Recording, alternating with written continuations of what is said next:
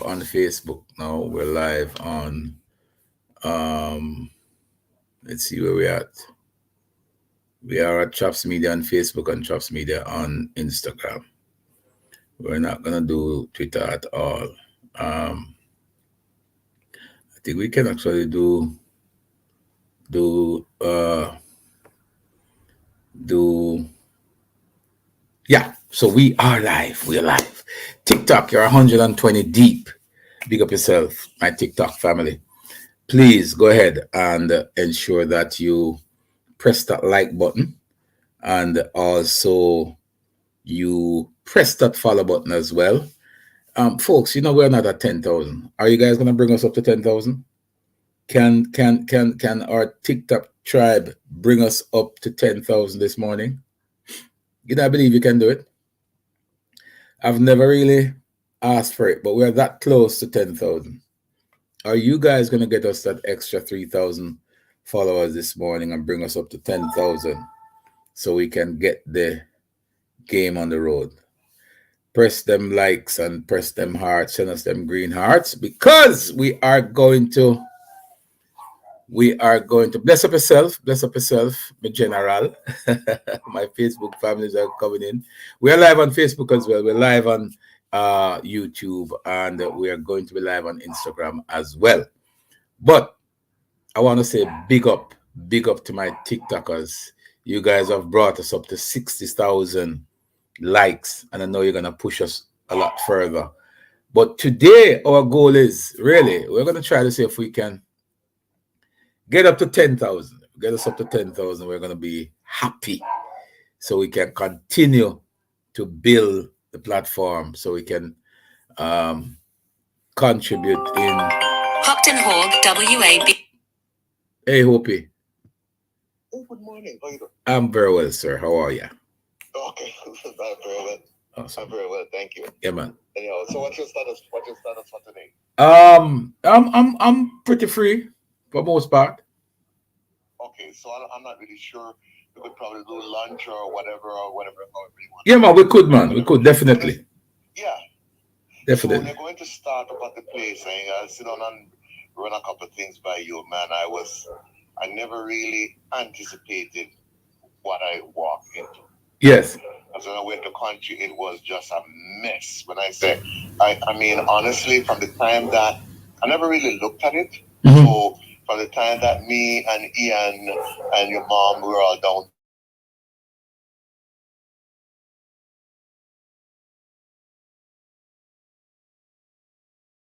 from the time that we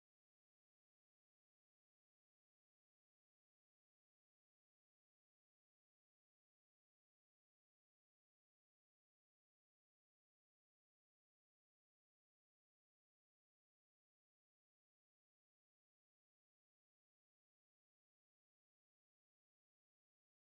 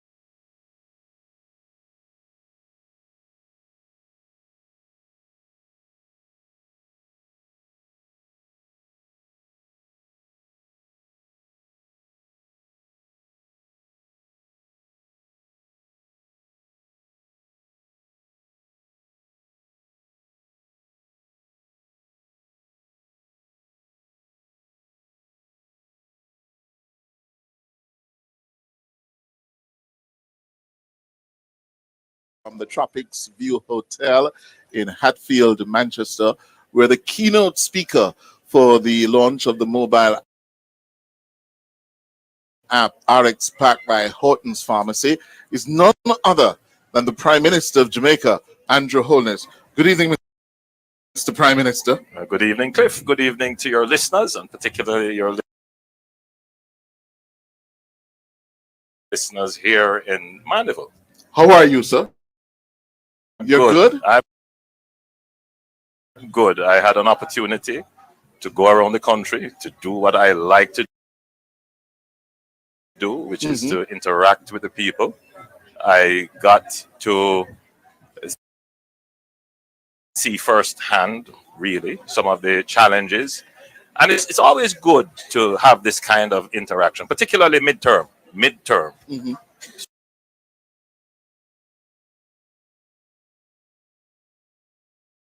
So that you have an opportunity to recalibrate policies where it is necessary, but you get an opportunity for people to vent. Yeah. You know, Cliff, I'm going to write a book soon. Oh, I have to. yes. After almost 8 years of government and 27 years in politics, there's a lot of experiences that need to be placed in context, because one sees the possibility of people repeating mistakes, meaning we haven't learned from history. And the long suffering of the Jamaican people creates a kind of what we call a kind of political culture that does not necessarily support our long-term development. Jamaica needs a long period of stable development. And because of grievance politics, because of people are frustrated with the current situation, and especially where they see growth happening in some areas, where they see some sections of the society benefiting from government policy, in the context of high rises going up and more cars being imported, and people are growing, businesses are growing, but then they're not feeling it. But there is a set in the society, a demographic that is not necessarily seeing it happening for them, and there is this impatience. Will it happen for us? Will government policies last long enough to get to us? And I've seen several things like that. For example, I was in Raytown campaigning, and a young lady came up to me and she said, "Prime Minister, you can't increase the minimum wage." I said, "But I just did. I increased it 100%. It tells you that, yes, it's 100%, but the wages were very low to start with, and then the inflation. Yeah. So there are real challenges, and So we can't ignore those. Being on the road, yes, you're about to craft a budget. You're running with a timetable now of no more than 15 months to the next general elections. You're in trouble politically, given the results on Monday. Yes, the opposition came out of those elections stronger. Yes, are we likely to see a budget that reflects what you dubbed here this evening and before a caring economy? So let's deal with a couple of things. The opposition thinks they're stronger. The opposition base came out. They still were not able to overcome our base, which did not come out fully. You ended up with 285,000 votes. They came out with about 305,000. But they still were not able to overturn the structure of the local government in terms of the number of seats won. But again, they defeated you on the number of seats. So they're at 113. No, in the terms of the number of councils, which is really the measure of the victory of the local government. Yes. So the issue is you underperformed. Nobody disputes that our base did not come out. That is clear. And there are many issues which could have contributed to that. As I've said, frustration, grievances, all kinds of issues. And those have to be properly analyzed. In any event, even if we didn't have a local government election going into a general election, we would have had to analyze what the current state of play is. You now have the best poll in the local government to tell you Actual votes. to tell you where you are and what you need to do. So in a way, it is a kind of blessing in disguise for us to have this, really good lay of the land established. So it's a wake-up call for you and your administration. I think it is. We knew this was the situation. Oh, so you knew. we knew this was the situation.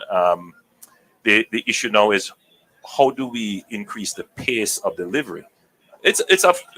Most Jamaicans will say that the government has done well. There's no question True. about that. Yes. The issue is the pace of delivery. How do we get it to the people who have not yet benefited in the society? And that will speak to the capacity Right. of the public service to deliver. So if you notice, we started the year with a mantra. I said, this year we have to focus on peace and productivity. I think we're making some ways towards peace. The productivity issue has not really been fully addressed.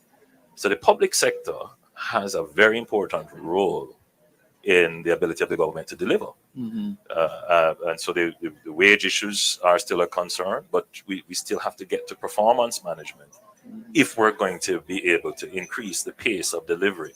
I noticed the budget this year has moved by 30% over last year, from just over 1 trillion to 1.3 trillion. Well, that's the point I've been making, that we have an economy that is producing increased revenues. And I'm not saying that this is going to always be the case.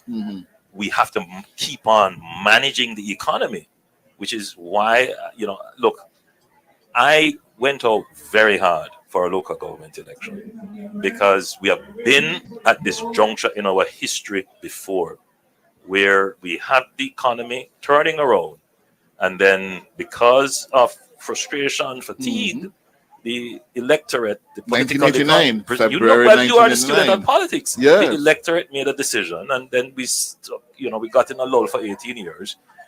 And it's, if people are quarreling about water and roads, really reflected on it and say, how long have you had this problem? In 90% of the cases, it's long before this administration, long before the other administration and the other administration. It is now that we are in a position to be able to deliver, to be able to truly address the problem. We have never had a program like the Spark program. The other programs, say Mid-P or JDIP, these are funds that we had to borrow. This is the first time we're able to take from our budget and say we're going to deliver. And that is being done. So for the people watching you Yes. this evening, next month when the budget. Look, why do you want me to tell you what my budget speech is right here? Well, give me I the can't give him the budget speech will be read on the 21st. and there will be. I have been saying it. We have to build a caring economy. We knew this. This has been my statement long before. The frustrations are real. When you go across Jamaica, there are two stark things now. You're seeing lovely highways being built, but you're also seeing some terrible roads. That juxtaposition must create a sense of, the inequity and am I going to be left behind? Yeah. People may not believe government when we say, listen, it's coming to you. I want it now. And in a competitive political atmosphere, it is good fodder for an opposition to utilize. We know this. I'm getting the wrap-up signal. Yeah. Let me ask you. Did you fire Warmington, or you demanded his resignation, or what? This What question happened? keeps coming up. In our Westminster system, once the Prime Minister, whoever the Prime Minister is, says, come, let's talk, you know what the position is. Our protocol, our convention is that once you're called in, you say, Prime Minister, I offer. You don't wait until somebody says you're fired. And under that convention, it's a firing, it's a dismissal under Westminster. Look, Everard is someone who has worked very hard in the party. Everard is known for his outlandish comments. I spoke with him. He's regretful. He sees the difficulty that it posed for the party. And in a deep discussion with him, he explained that Today? Yes, and yesterday as well, which was a result of his press release. He explained, what happened and what led him to it. But as a minister, I think he understood. You had one too many from him. As a minister, yeah. you have to you had lost be very careful about your statements. Confidence in as him, a minister, he has to be very careful about his statement. You had lost confidence in him, didn't you? As a minister, yes. I think as any minister, yes. you have to be very careful about their statements. Are you going to be retooling Belmont Road now? Belmont Road, the retooling had started long before, but it definitely needs to be intensified. Mm. Yeah. So, me, I'm a very frank person. I'm not going to sugarcoat anything. Our supporters know, and the Jamaica Labour Party supporters are our greatest critics. Mm-hmm. If they don't feel comfortable, they are not going to vote in a fanatic way. And they did not come out. Precisely. 120,000 of so them. they hold us to account, and yes. they are sending us an early message to pull up our socks and yes. get our show on the road. Well, you work like a dog. You campaign. Could like you say I you work like hard. I did. Yeah, in Gale at 2:00 in the morning, and end up losing it. That's hard. It's hard. Thank you, but Prime we worked. Minister. Thank you. You tried. Thank you very much. That's the Prime Minister.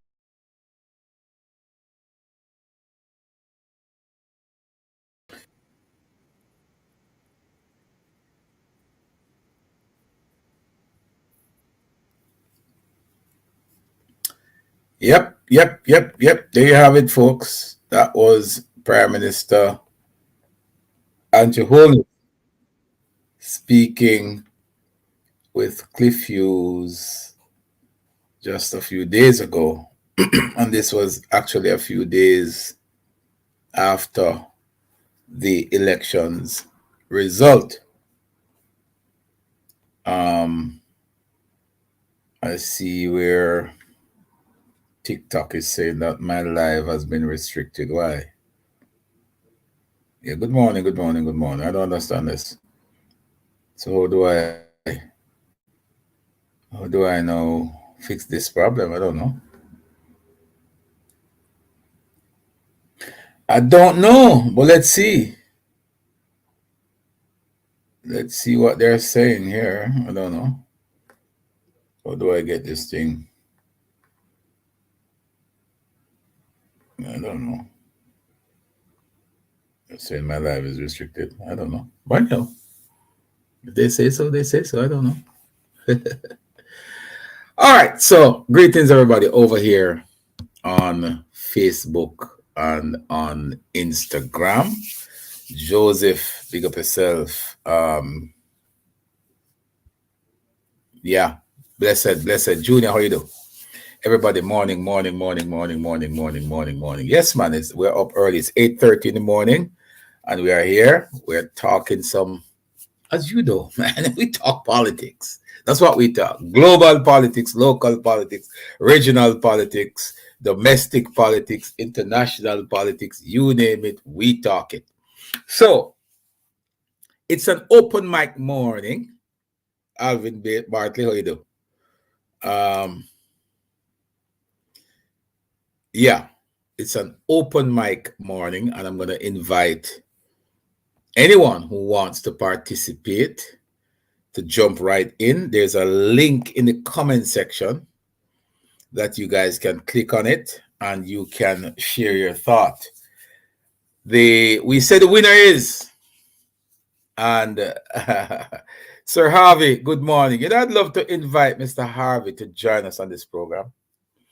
I would love if we could invite Mr. Harvey Diaghilar to join us on this year early morning ride. Yes, there's a lot we need to talk about, Sir D. And a matter of fact, I am going to send you the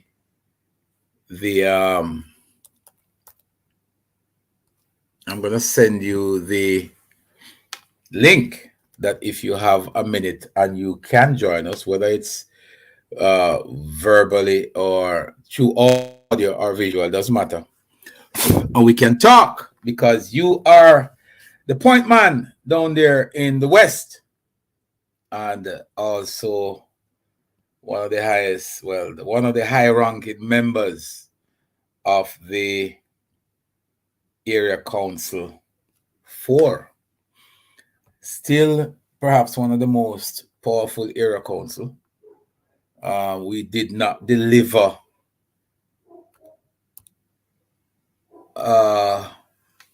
all that we needed to in this election. Let's see if I can find Sir Harvey here. See if we can find Sir Harvey here. You know. Yeah.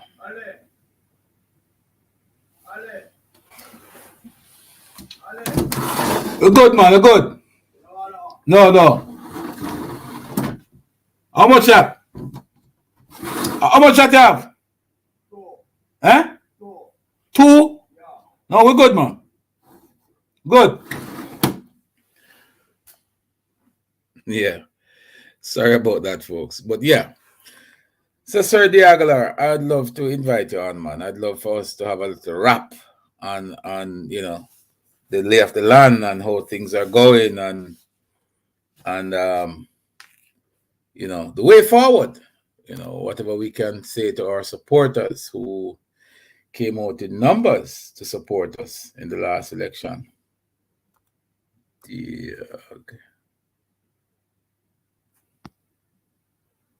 I don't understand this, why it's not coming up.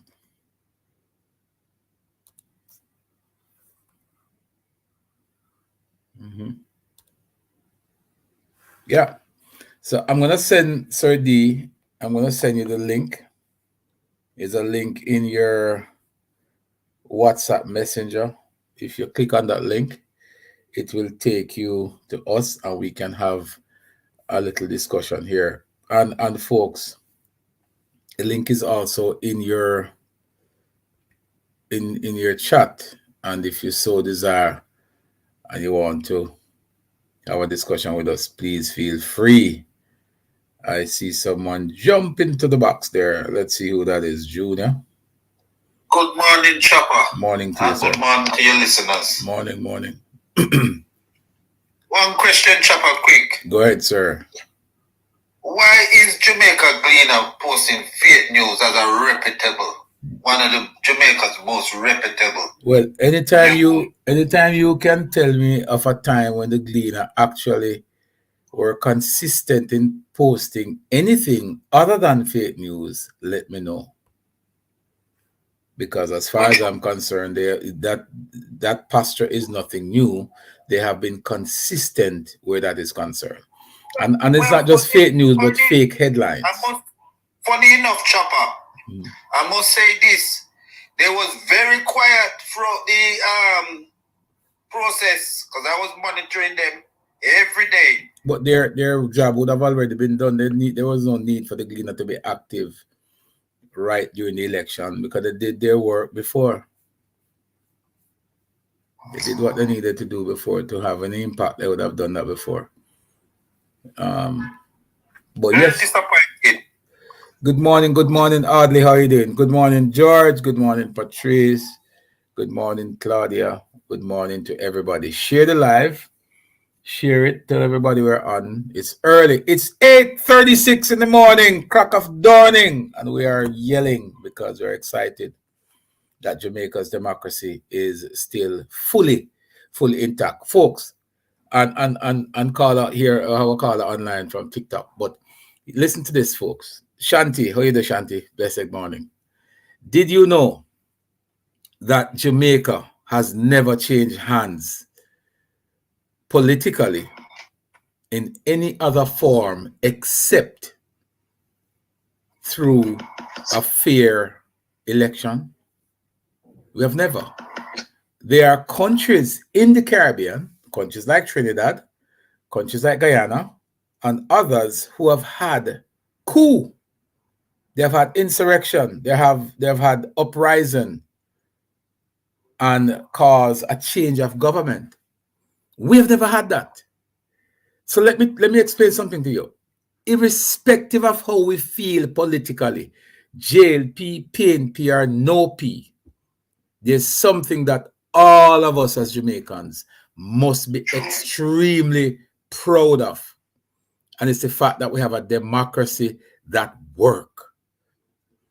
There was a time back in the 80s when the political atmosphere in Jamaica was tense, and persons from different political background was under pressure to say certain things and to behave a particular way and to openly express their views politically. That existed back in the 1980s, 70s, and 80s. However, that has changed. You've seen on numerous occasions now where persons from both political persuasion, both political party, campaign together. Their household that has both labor rights and PNP living in the same household. Right? So make no mistake about it. We are very strong. Peter Jones. We are very strong in our political views. But we must accept that our political democracy is alive and well. And if there's nothing that we can be proud of, we should be proud of that. We should be proud of it. We've seen it demonstrate itself every day on the election campaign, where from both sides, both the JLP and the PNP, you would see people going out there. Peter Jones, W. You'll see people out there they are wearing their colors and representing their political parties, and they're doing it without fear of being victimized by anybody. So that is something for us to be proud of. If you look at the map that is being displayed out there now, it says that there are 14 municipalities in Jamaica. The JLP currently holds Peter Jones. The JLP currently holds 7, and that has not changed. I think from the end of the election, that number has not changed. That number remains 7. It has never changed. And it is surprising though that you have morning Garfield. How are you doing? Peter Jones. Geez. Hold on 1 second here, folks. I have to take this call. Hello? Morning. Say that one more time. Yes. Food and beverage management. At what level? Diploma. Mm-hmm. Yes. Peter, I'm up alive. Don't kill me.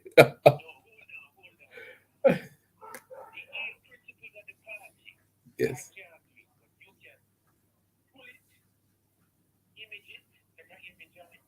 Mm-hmm.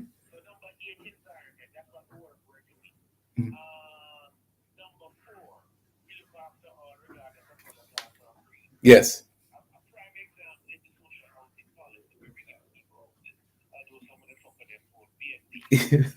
Peter, hold on 1 second. We're up on live. I have to call you right back. When we wrap the live, I'll call you. Yes. Yes. All right, cool. But send me the link to it now. To the one you just a link so we can go. I go on it and research it. I go and find the information. All right, cool. I tell you, Jesus. Oh boy. If I love the United States one more time. Yes. Anyway, oh yeah. All right, so let's try to share some information here with you guys. Roper, read the what you call it, the Representation of the People's Act. Morning, Garfield Reed. I see you. Why don't you come over on the platform, Garfield? I say the road. You come over here, man. Let's find out. Well, I did. I'm here live and direct in my orange shirt. You don't want to see me live and direct. Yeah, but you seem not to be willing to accept the result when the people speak. You know, in a democracy, when the people speak, the authorities listen. Good morning, Chris One. Good morning, George. How you do? Chopper. Yes, Mark, you have to mute. The EOJ of Jamaica stated that the Jamaican Labour Party won 7 municipal, the PMP won 6. No, they didn't say that. That is the latest. No, stop. No, sir. I wanted to present. No, Garfield. I read a program yesterday, Chopper. Yes. And my radio program yesterday, that was a question. That were questions that were debated, and I make it very clear that the Jamaica Labour Party won the local going to election. My wife is sitting right here. We are going to the park to walk, and she's a testimony to that. And she's one of the biggest Labour right in the household. I know. I don't know how she managed it, but congratulations to her. She's very strong. But Garfield, where I was gonna correct you is that what officially comes from the EOJ is that the JLP won 7 clear municipalities. 7. The PNP won 5 clear municipality. 1 municipality, which is Kingston and St Andrew, is tied. Correct. And because there's a tie, the Representation of the People's Act dictates who becomes the mayor and deputy mayor. So Roper chipped in because there's a tie and says, hey, whomever has the highest popular vote is going to become the mayor, and the runner-up will be the deputy mayor. So being the mayor of Kingston and St Andrew is not because you won. It's because Roper is the tiebreaker, and Roper dictates who becomes the mayor. That is what the EOJ said. I agree. I hear you. But with the official count coming out of the EOJ, Electoral Office of Jamaica, it's a 7-6, and that is what the law of the land state, and there is no disputed fact about that. If them want to change that, the EOJ should have never put out 6. The fact of the matter, I will always say, and you will agree with me, that the PMP, in their own rights, in their own bragging rights, people have to accept the fact that based on where the PMP was coming from, the PMP did better than people like yourself expected for them to do. Absolutely. Am I right or wrong? Absolutely, and I would never dispute that. A matter of fact, I'll add to that, because there's another way to look at it. That is how I'm viewing it. That is how I view it. But there's another way to look at it too, because other persons are saying to me, well, for a political party in opposition, they're not running a government. They're awash with cash. They've been campaigning for 2.5 years, right around the country several times. How come? Only that. Thank you, Chop. I say the same thing too. They should have brought out more voters. There you go. For all that campaigning, and that's all you came up with. I don't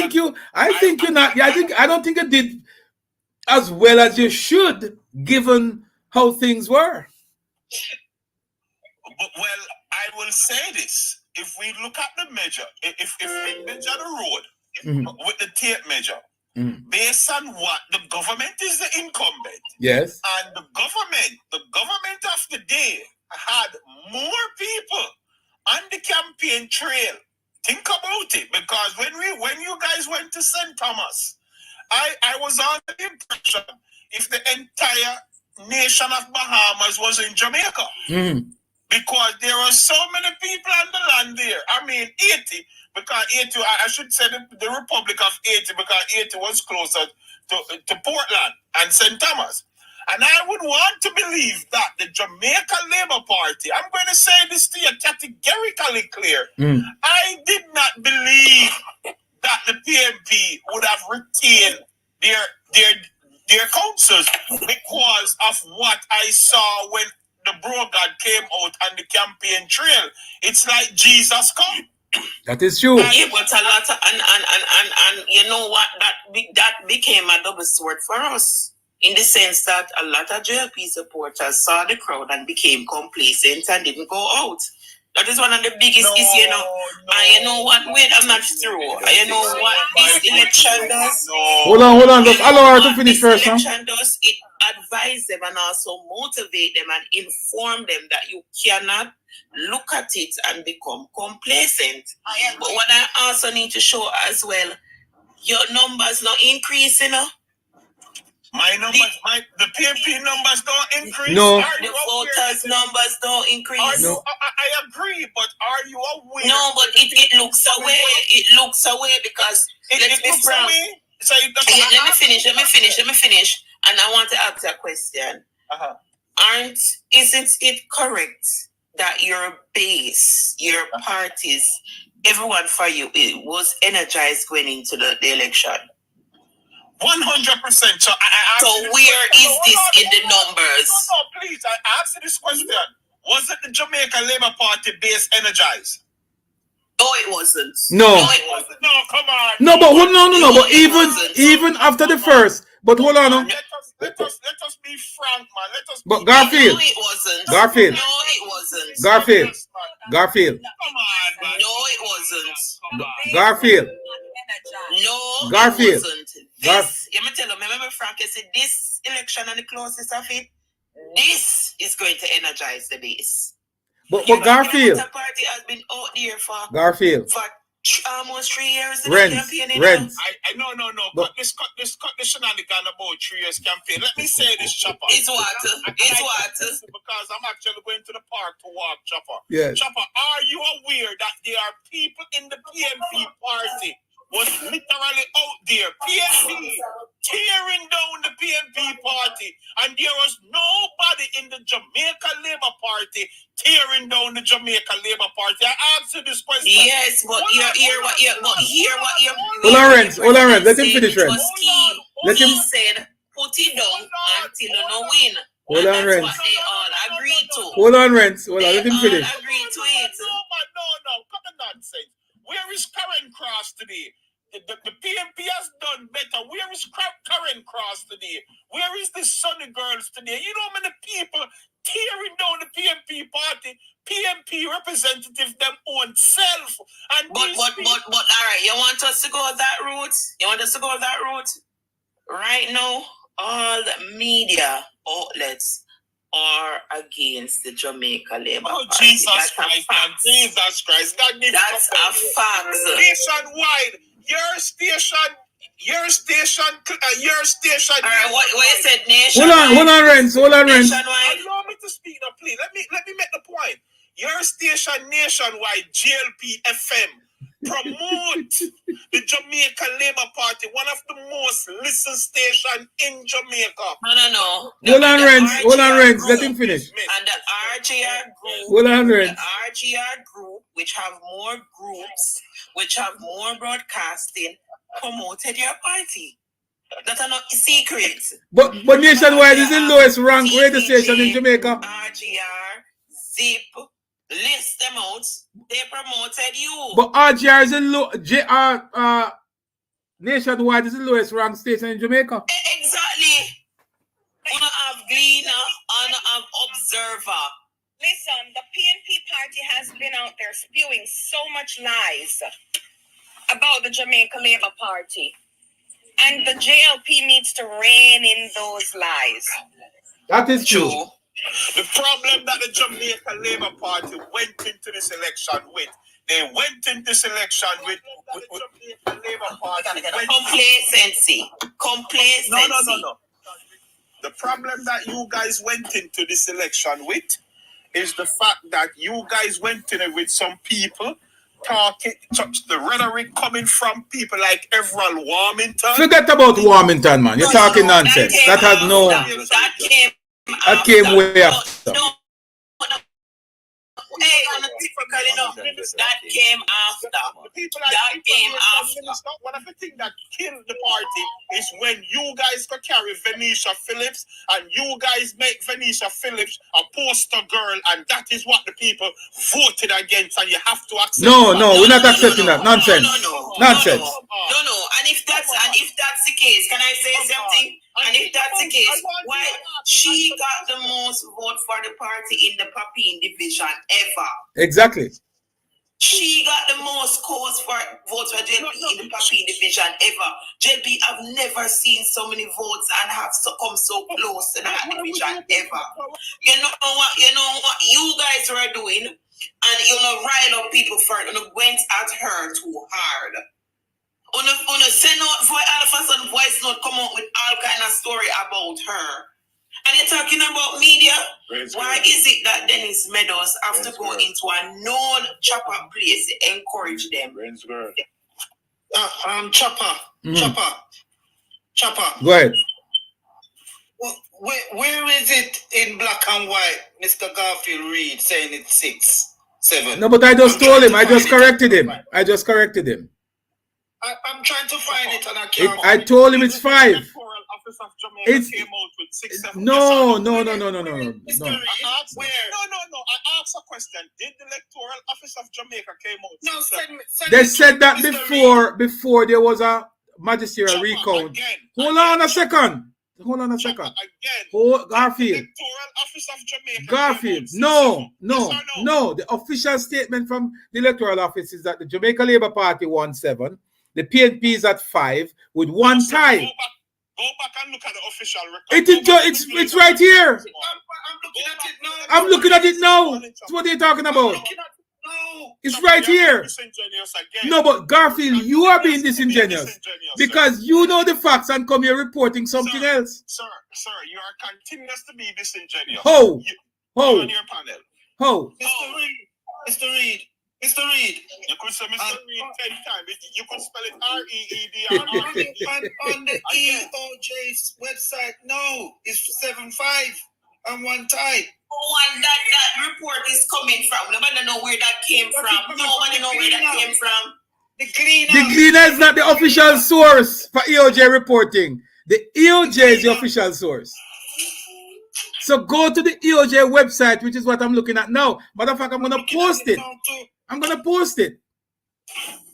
If you do chat. Yeah, because obviously I will show you how far and how desperate, and this is a sad day in our history when a party is more willing to spew.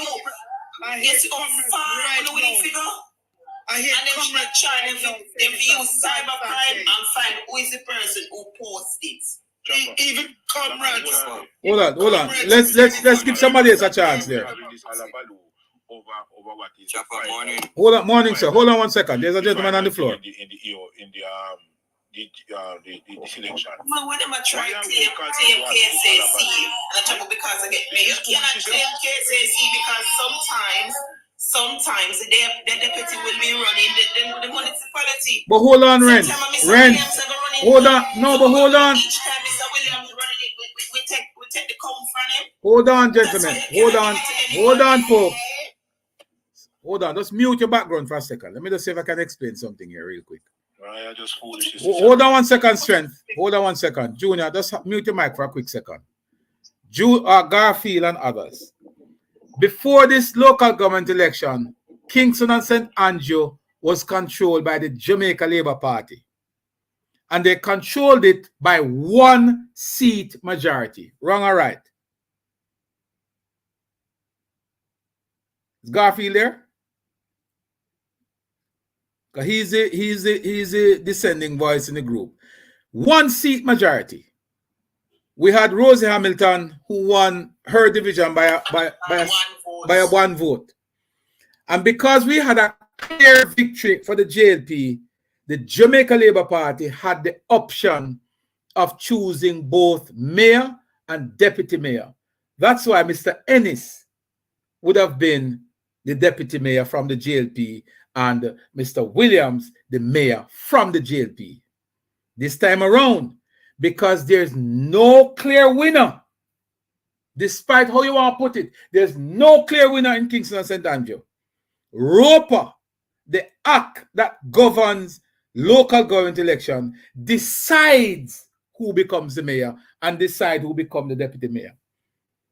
So no political party, neither JLP nor PNP, won Kingston and St Andrew. And as such, none of the two had the option of making the decision to choose the mayor. The mayor has been chosen by the act itself. It decides who runs the municipality.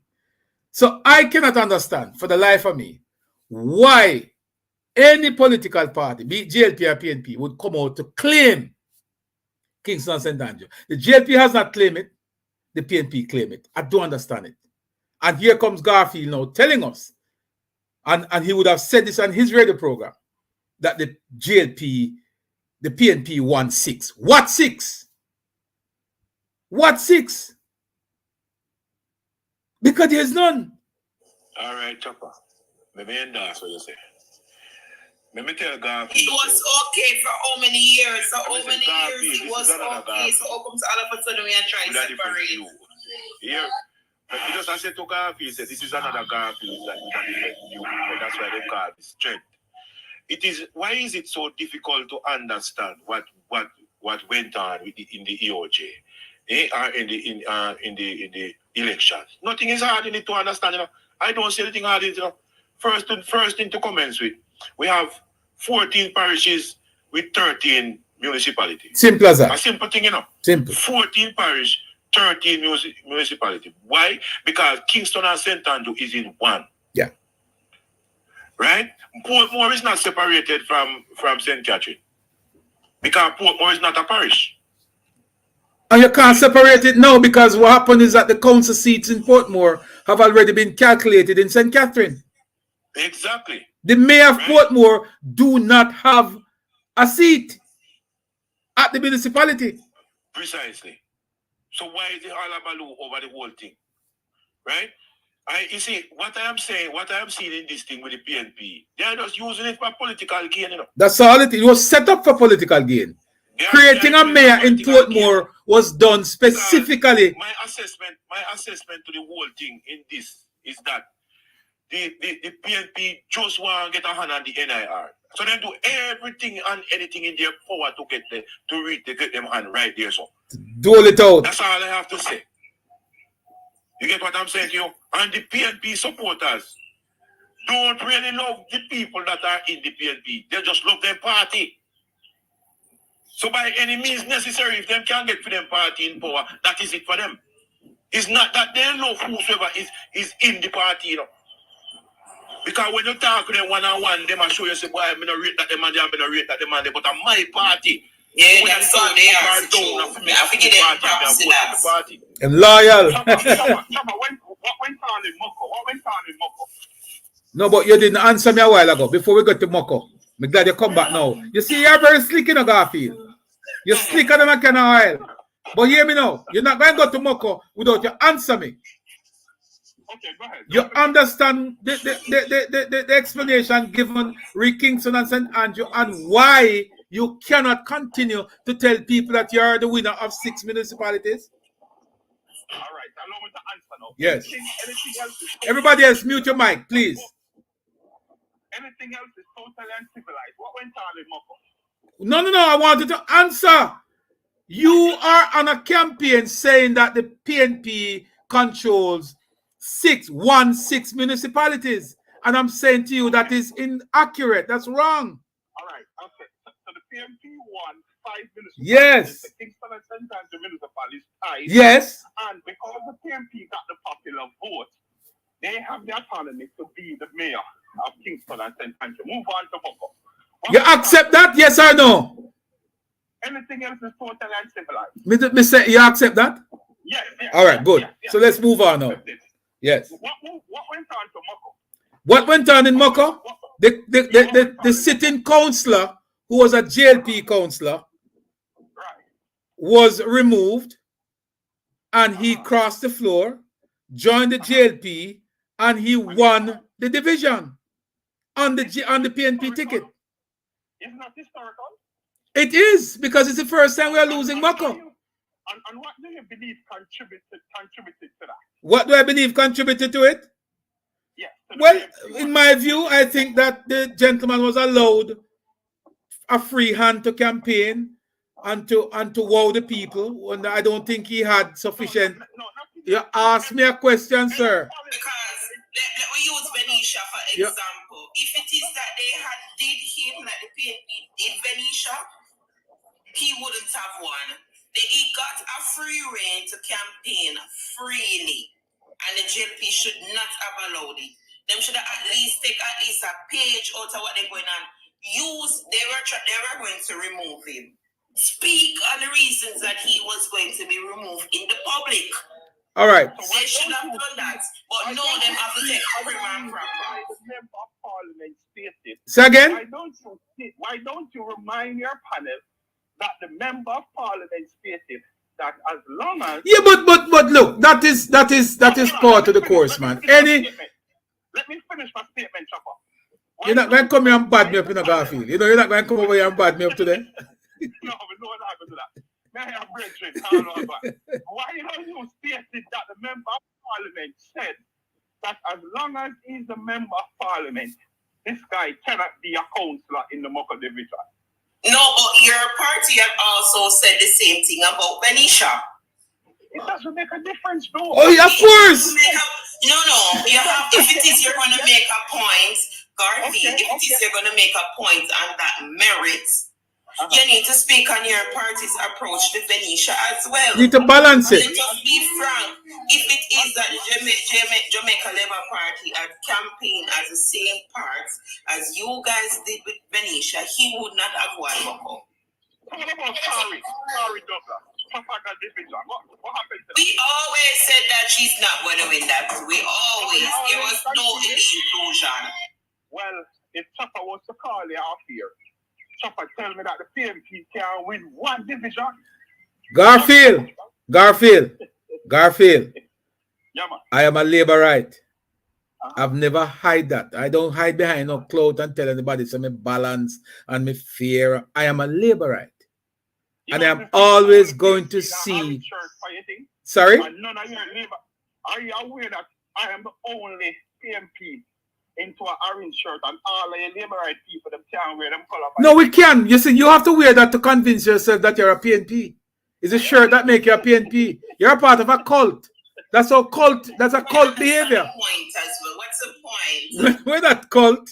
But what I'm saying to you, Garfield, is that what you need to take responsibility for is as a leader, your general secretary, who is a member of the ECJ, should not be out there spewing propaganda and telling people all kinds of stories, knowing very well that the official document coming from EOJ is different from that which is spewing. That is disingenuous, dishonest, and he should resign. He should be removed from the ECJ. What say you on that? It's so funny if it was the other way around, because they were even trying to spew it. Because each party has a member on the seat. At first they were trying to spew it and twist it as if the JLP member is trying to twist the result for his party. It was until people started to come out and say, hey, remember Dayton is also there. That's why they toned it down. Because they wanted to start a campaign. They wanted to demonstrate. Remember that he's there. We're here. You see, I see this, when you go about twisting the truth to let it suit you, This goes to show you this is an example of how they will lead in government, and this is dangerous. It is very dangerous. And you have youngsters coming up, and you're confusing youngsters. Right? I tell you this, believe you me. If I ever see the People's National Party back in power, I will not live in Jamaica. I cannot. I kid you not. I grew, and I don't want to go there, but I grew up in the 1990s when interest rate was 40 and 50%. Home electric shut down. And this paper is turning off. Garfield. Home electric shut down.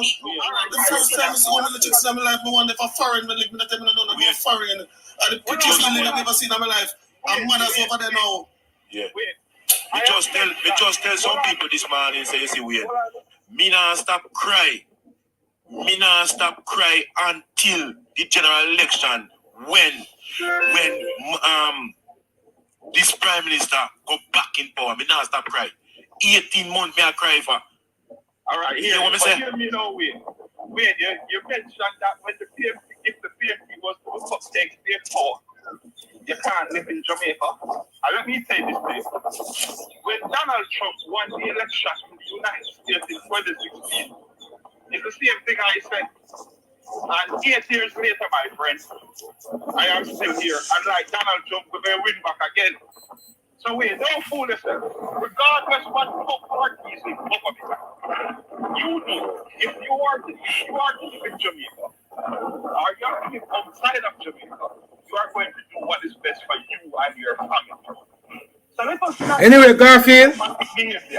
Garfield, the question is, do you agree that at best, Dayton Campbell should resign?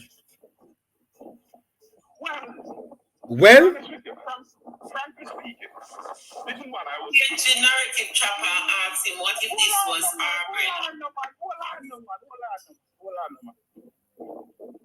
If you're a leader, when you're a leader, and you have the responsibility to disseminate information to the wider society, you have to take caution in doing so. But what Dayton Camp, and I'm not making excuse of Dayton Camp here. The fact of the matter, the PNP won 5 divisions, and one of the division was tied, and because of the popular vote, they were able to be the leader in that division as the chairman. And that is what Dayton Campbell needs to come to the public and let the public know. So as a PNP, you agree that he was one of them who was disseminating misinformation? Well, I wouldn't go to the extent and say misinformation.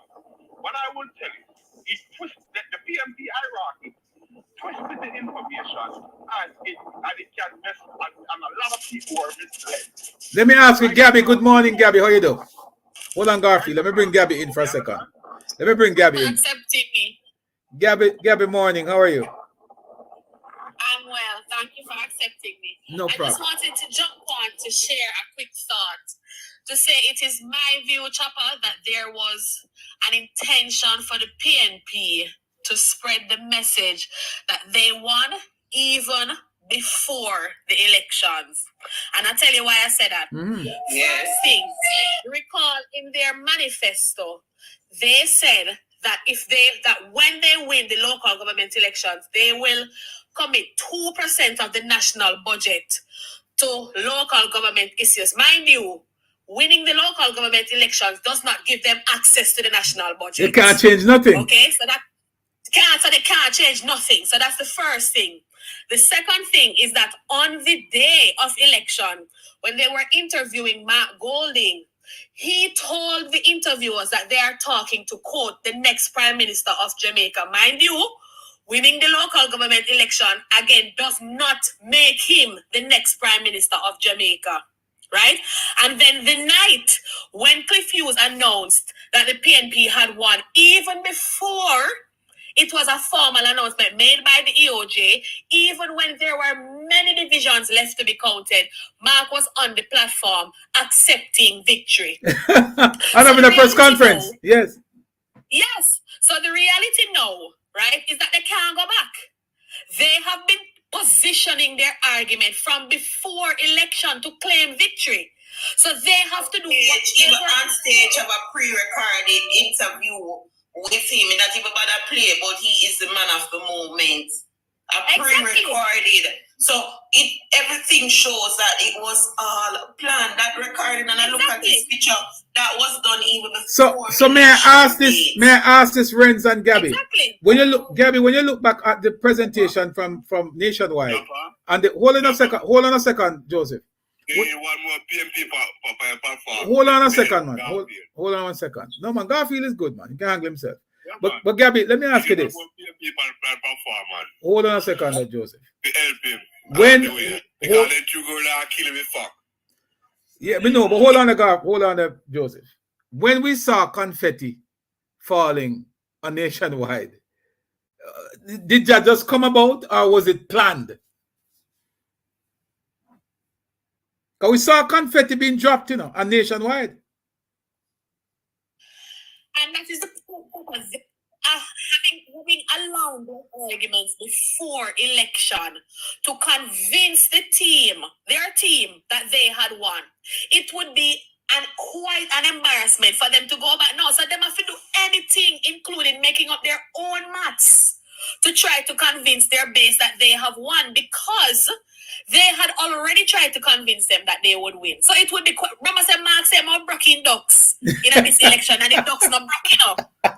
But hold on, but even if you give them all right, so let's give them Kingston and St Andrew. Would they still win? But Chopper, this is what I'm showing you. I was saying it in the chat, and I don't think anybody realized.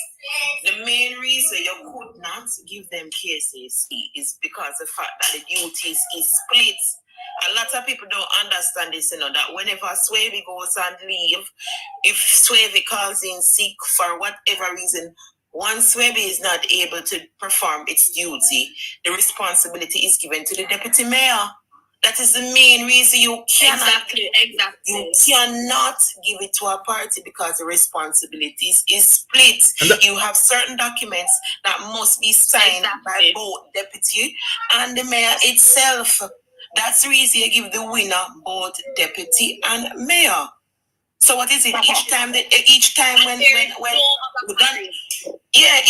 when Williams I do the duty as the mayor, what we do, change it and say, all right, JLP are we lead. But Garfield is claiming. Go ahead, Garfield.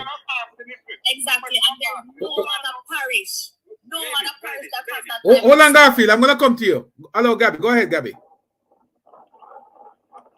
and I'm supporting the point to say, everybody who any well-thinking Jamaican can look and see that no other parish has that set up. If it's a JLP mayor, it's a JLP deputy mayor. If it's a PNP mayor, it's a PNP deputy mayor.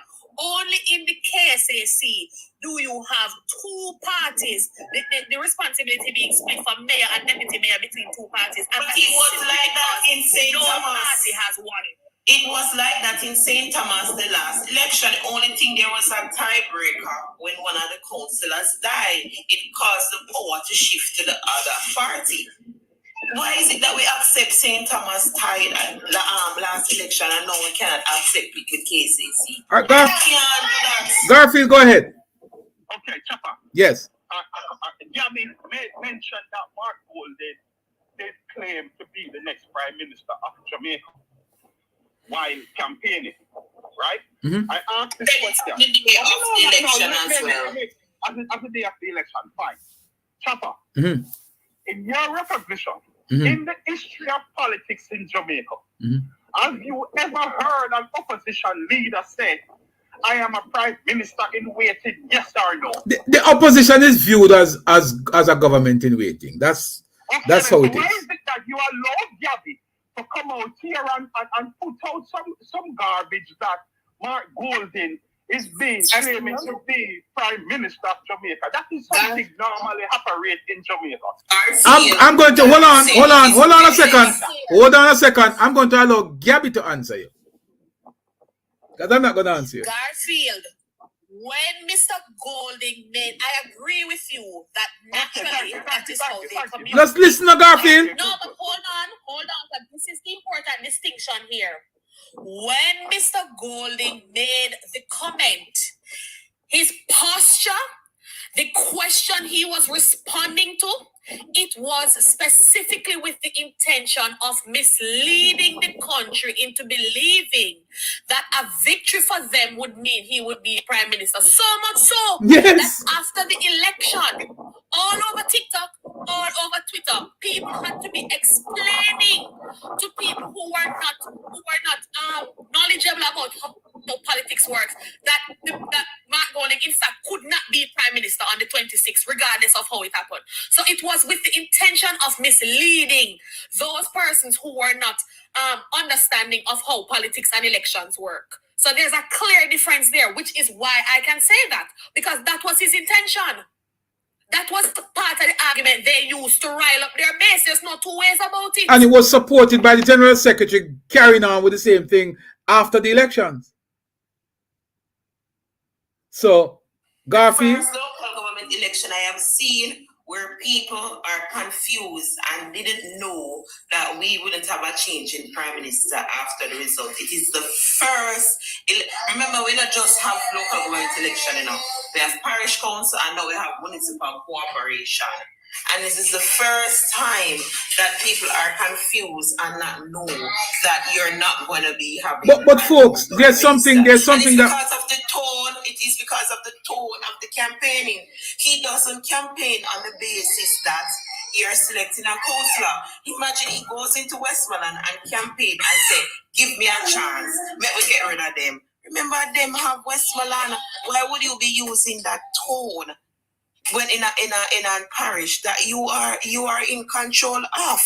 Because there was a calculated and a deliberate attempt, as Gabby outlined, to not just run a. And that's why they made it a national campaign, you know, because it was a deliberate strategy to mislead the public that if they won one municipal more than they had before, it was going to be a victory for them. And that's their posture going into the election, and that's what they're taking, you know. But the good thing is, I think a majority of Jamaicans are smart enough now to understand that, look, the math that the PNP is putting out is just not mathing.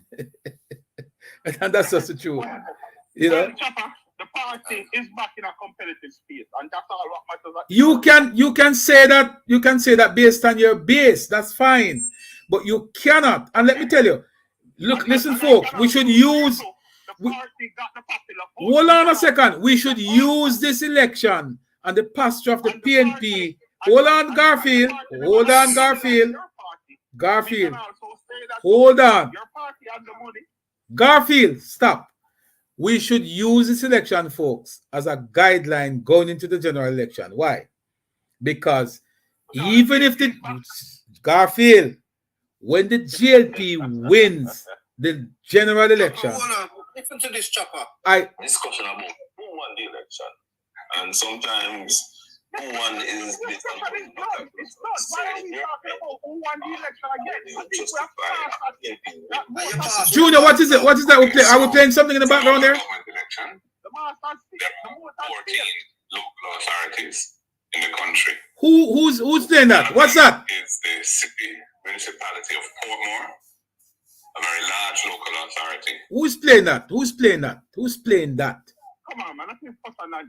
Who's playing that? Let us move on. Junior, you playing that? You play Mark Golding propaganda, man. You're spreading it. When you play it, you're spreading it. You're highlighting the nonsense and kicking it further down the road. Just cut that. We don't have the space for that right now. But Gabby and Renz and General and everybody else, don't you see that we could have a problem going into a general election? What if this posture? Hold on a second. What? Garfield! Garfield! Garfield, stop. Hey! Hey, Rusty. Gentle people.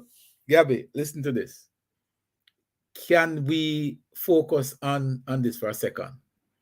If this was a general election and the Jamaica Labour Party won the election by, let's say, 2 seats, like back in 2016, by a seat majority, would the PNP concede and accept defeat and talk to its supporters and quell the tension in the country?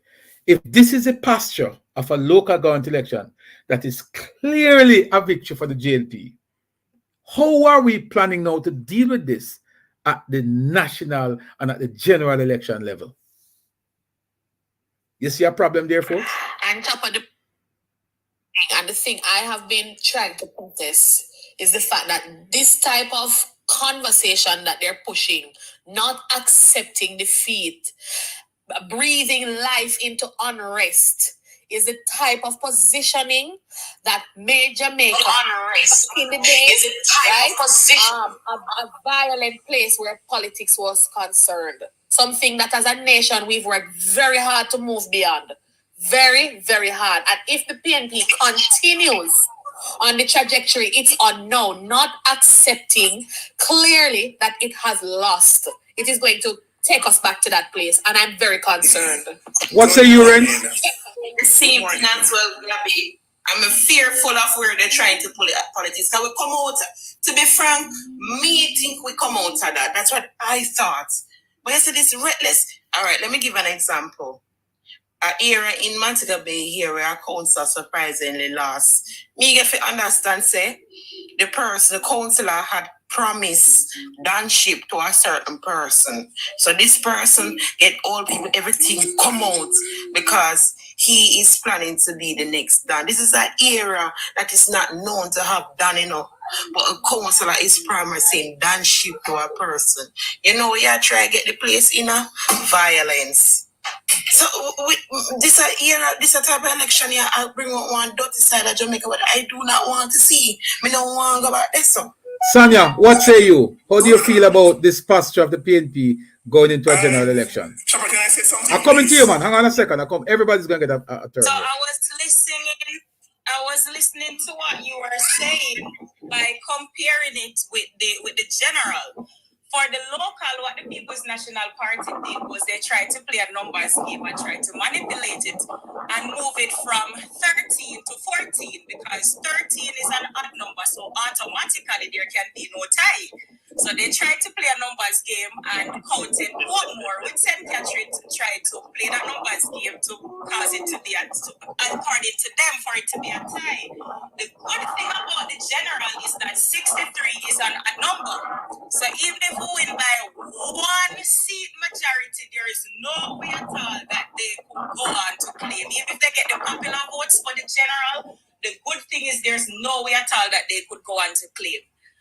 And as I agree with Gabby, it was very evident leading up to this election that the PNP was on a move. They were on a move to deceive the people in their campaigning bid. There's a lot of comrades that I know who thought that if PNP won the local government election, that Mark Golding would become prime minister. A lot of people who will sit out there in them colors and jump. I'm not going to believe that. Garfield, hang on a second. Garfield, we're coming to you. Structure of Jamaica. Garfield, we're coming to you. There's a lot of people, and this goes for both sides, who you see out there jumping up and down, who don't understand the political structure of Jamaica, and PNP played that to their advantage and deceived a lot of people. Go ahead, General, your turn. Good morning, everybody. From the PNP released their manifesto, it came to my knowledge that it is an election to deceive the people, and anybody who never see that have cast over their eye. Because in the PNP manifesto, they pledged to do something about the Noise Abatement Act in the country. That was one of the key points I took from the PNP manifesto, where they said that they are going to do something about the Noise Abatement Act. How can the PNP do something about the Noise Abatement Act when they are not government? So that's all I would like to add to it, and just mute. Good. General, go ahead. Is there anything in law that can have Mark Golden arrested for creating public mischief and inciting violence on the population for what he has done or what he's doing? I would like to know. I think Chopper. Hold on a second. Let's allow him to finish. Go ahead, General. I personally think Mark Golden, as a lawyer, as a very well-learned scholar, is inciting violence on the society deliberately. Insurrection. Right? Chopper, can I make a statement? I'm coming to you, man. I'm coming to you. Don't worry. We're coming to you. Coming to you. You hang tight. I agree with you, because you saw in the USA when Trump decided that he was not going to accept defeat, and we saw what happened there. Insurrection. Junior, you're up next. Can the Governor General do something, Chopper? Like what? And no, make it emphatically proven that we won. The Governor General don't need to do it. Let me tell you what is happening. And sometimes we have to take responsibility for our actions too. Dayton Campbell is a member of the ECJ. And I think the PNP has 2 members, the GLP has 2 members.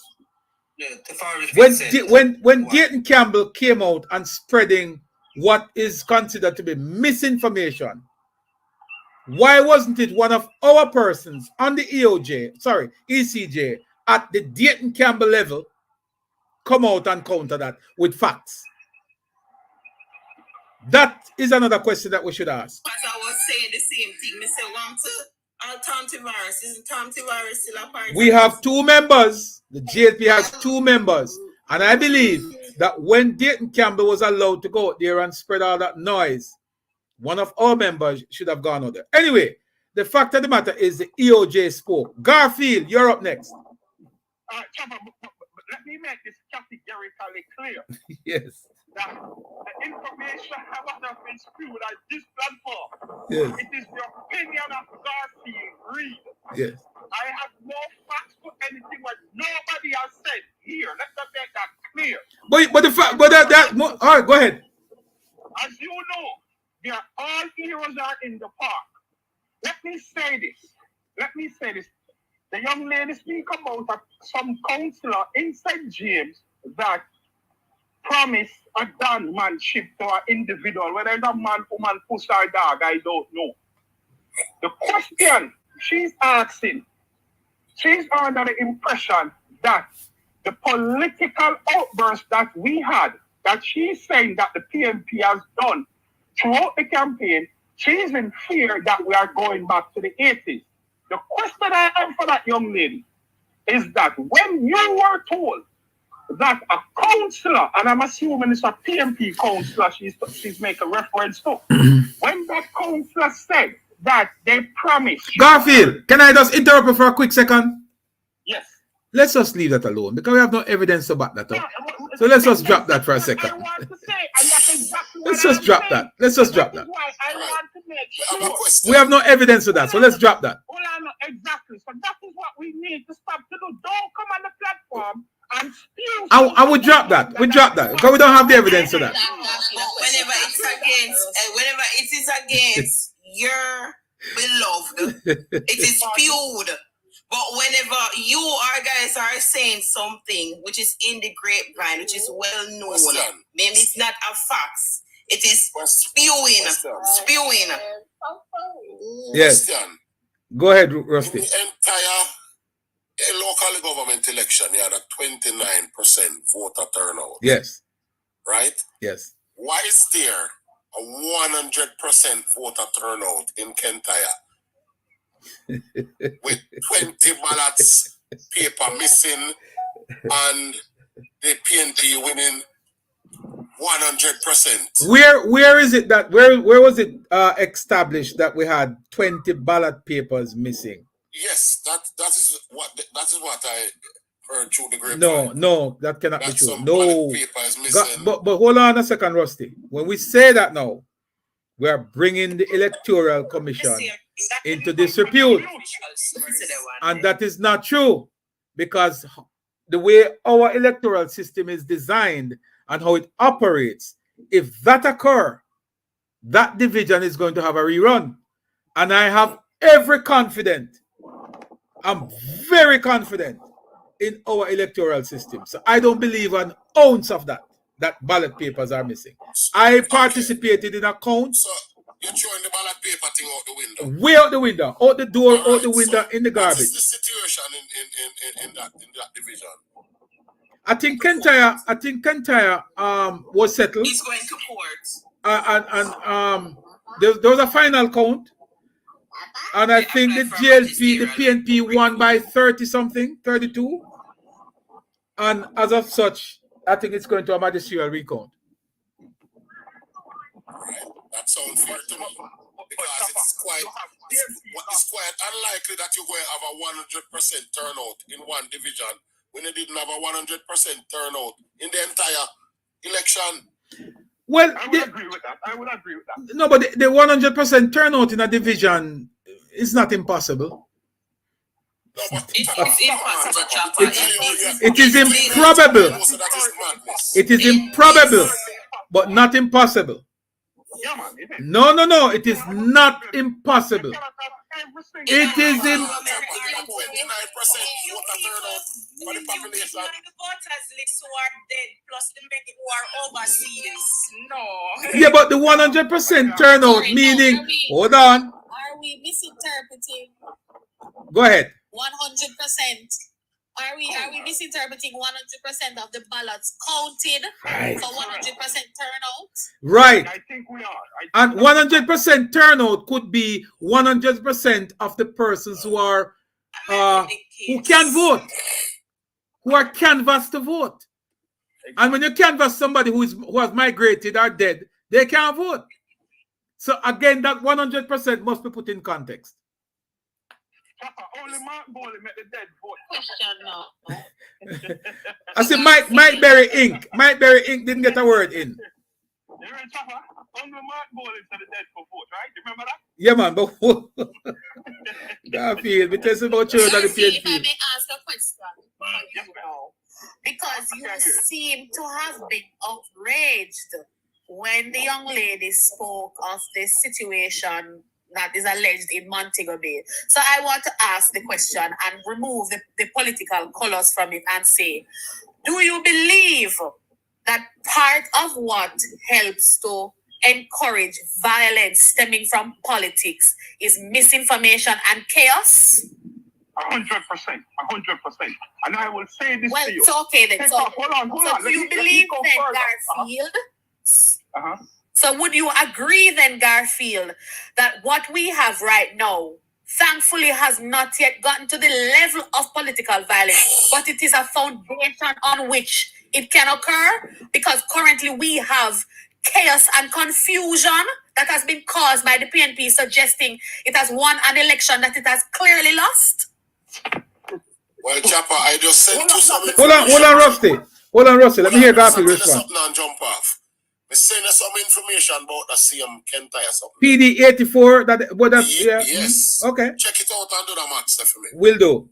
Oh, that means one of the polling division, everybody on it. Came out. Yeah. Check out that nonsense. That's not possible. All right. Allow me to answer now. Why are we going over something that is currently impossible? Let's not do that. That makes sense. All right. The young lady asked a question that if I believe, and excuse me, I'm walking in the park, I'm trying to lose some weight for the local government election. Oh, yes, you're right. For the local government election, yes. Yes. All right. So listen to this though. For we to believe that it's only the PNP alone give out bad information, something wrong with our head mentally. Why? Stop it. Let me finish. No. Question I answer. Answer the question she asked, Garfield. The question she asked, if the information, the bad information that she's claiming that the PNP put out, if it can lead to the gutter politics where carry us back to the 80s. That is what she's asking. Yes. And I am saying to her is this. If we are under the impression that is only the PNP put out bad information, we are delusional. Why? I will say this. What we must understand in the political life chopper, what we have henchmen, both on the PNP and the GLP. And what hench people do, they carry out propaganda and they spread the word what they want to spread in their self. Reference Garfield to the current situation we have, where one political party, the JLP, has clearly won the local government elections by any measure on which local government elections are judged. And one party, the PNP, is trying to suggest that that is not the case, right? And encouraging confusion and chaos in the Jamaican political space. And I'm saying that is the type of positioning that leads us back to where we are coming from, where people become violent. And that's and what you are saying, allow me to answer the question, Rusty. With that said, I would agree with you 100%. But and let me say something to you now, Garfield. I need to say something to you.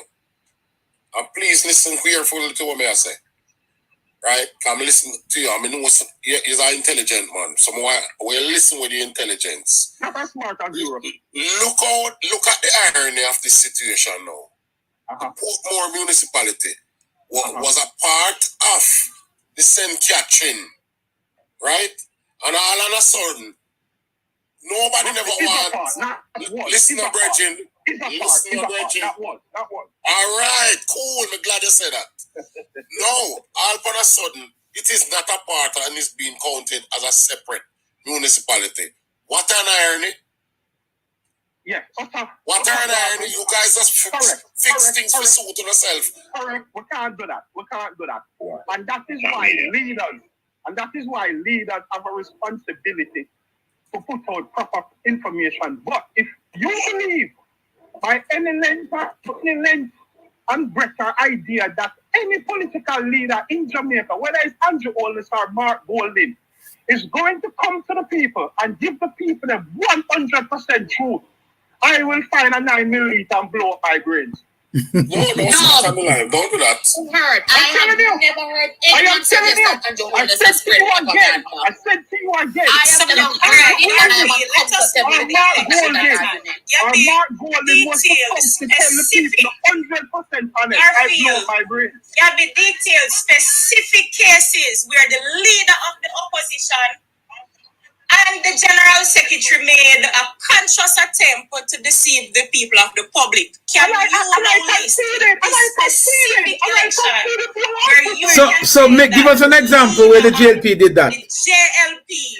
All right. Again, it's 2 instances leading to this election where they did something to mislead the people at such magnitude. The Jamaica Labour Party, we don't have history chopper. The Jamaica Labour Party, the People's National Party, has misled Jamaica. The People's National Party has misled Jamaica. Let's go down in history. The right honorable. Hey! We're talking about a specific occasion last Monday. Let's deal with this now, because you don't want to go into history. You have said that Andrew Holness. You have said that Andrew Holness, like other leaders of the PNP, specifically Mark Golding, has also helped to spread propaganda. And I'm saying to you that you have to give us instances where that has happened or withdraw that statement. Simple. Thank you very much. Withdraw the statement, and I stand by full life. Well, give us the instance. Give us the evidence. Because I'm not supposed to withdraw my statement about promising gunmanship. Let us go in the history of both political. Not history. We're talking about a specific period. You're talking specific. No, Garfield, deal with now. Garfield. Your leadership has been accused of spreading propaganda through this local government election. You are saying, hold on, you are saying the leadership, both the leader, the Gen Sec and others, you are saying that this is not unique to the PNP because the GLP is also guilty. And we are saying to you, provide the evidence during this period in this period where the JLP go out there and spread misinformation. You was the one who brought it up, Garfield. Remember, Yes. none of us, right? You bring it up. Why is it that we don't want to go into history now? Why we don't want We can, but let's deal with the specifics first. No, Chopper, I told you specifically instances where new future, new policy. We are talking about Monday. They look cheap, please themselves. Let us focus on the no, not the history. Come on, Garfield. Come on. history. Anything behind us is history. No. We are going to go there, but for now. Feel is as comfortable spreading propaganda as Mark Golding and It's the same thing you do like Mark now, Garfield. Misinformation. Garfield, there's somebody over here who says, boy, Garfield is a delulu just like him leader. Same thing you do like Mark Golding, I do know, Garfield. Misinformation. Yeah. One thing I will tell you is that where the PMP started from, we know we have moved a step forward. Mike Larry. We haven't heard from Mike Larry yet, Garfield. Let's give him a chance. Come through, Mike. Yeah, come there. I sit down and listen to now, and I get confused in the whole of the maths. Big up yourself, chap. Give thanks. One general.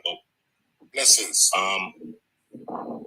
One of the biggest issues I realize the country has faced is to really understand the operation of Kingston and St Andrew in the KCC, and also St Catherine in terms of St Catherine Parish Council and Portmore, how it really operate with about 11 to 12 of the St Catherine councillors sitting in our caucus in a Portmore, and also have them councillors also have a sit down in a St. Catherine Council in a their caucus meeting.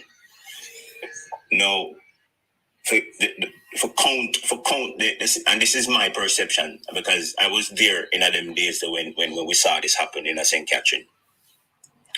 When the 11 then councillors went to Portmore, including the deputy mayor at the time, sat into the Portmore caucus. When the deputy mayor became mayor, he also had to attend the Portmore caucus, meaning leaving St. Catherine Parish Council, went to Portmore and sit into Portmore meetings in a their caucus meeting. So he had dual responsibility, and also that mayor and deputy mayor was a councillor from Portmore.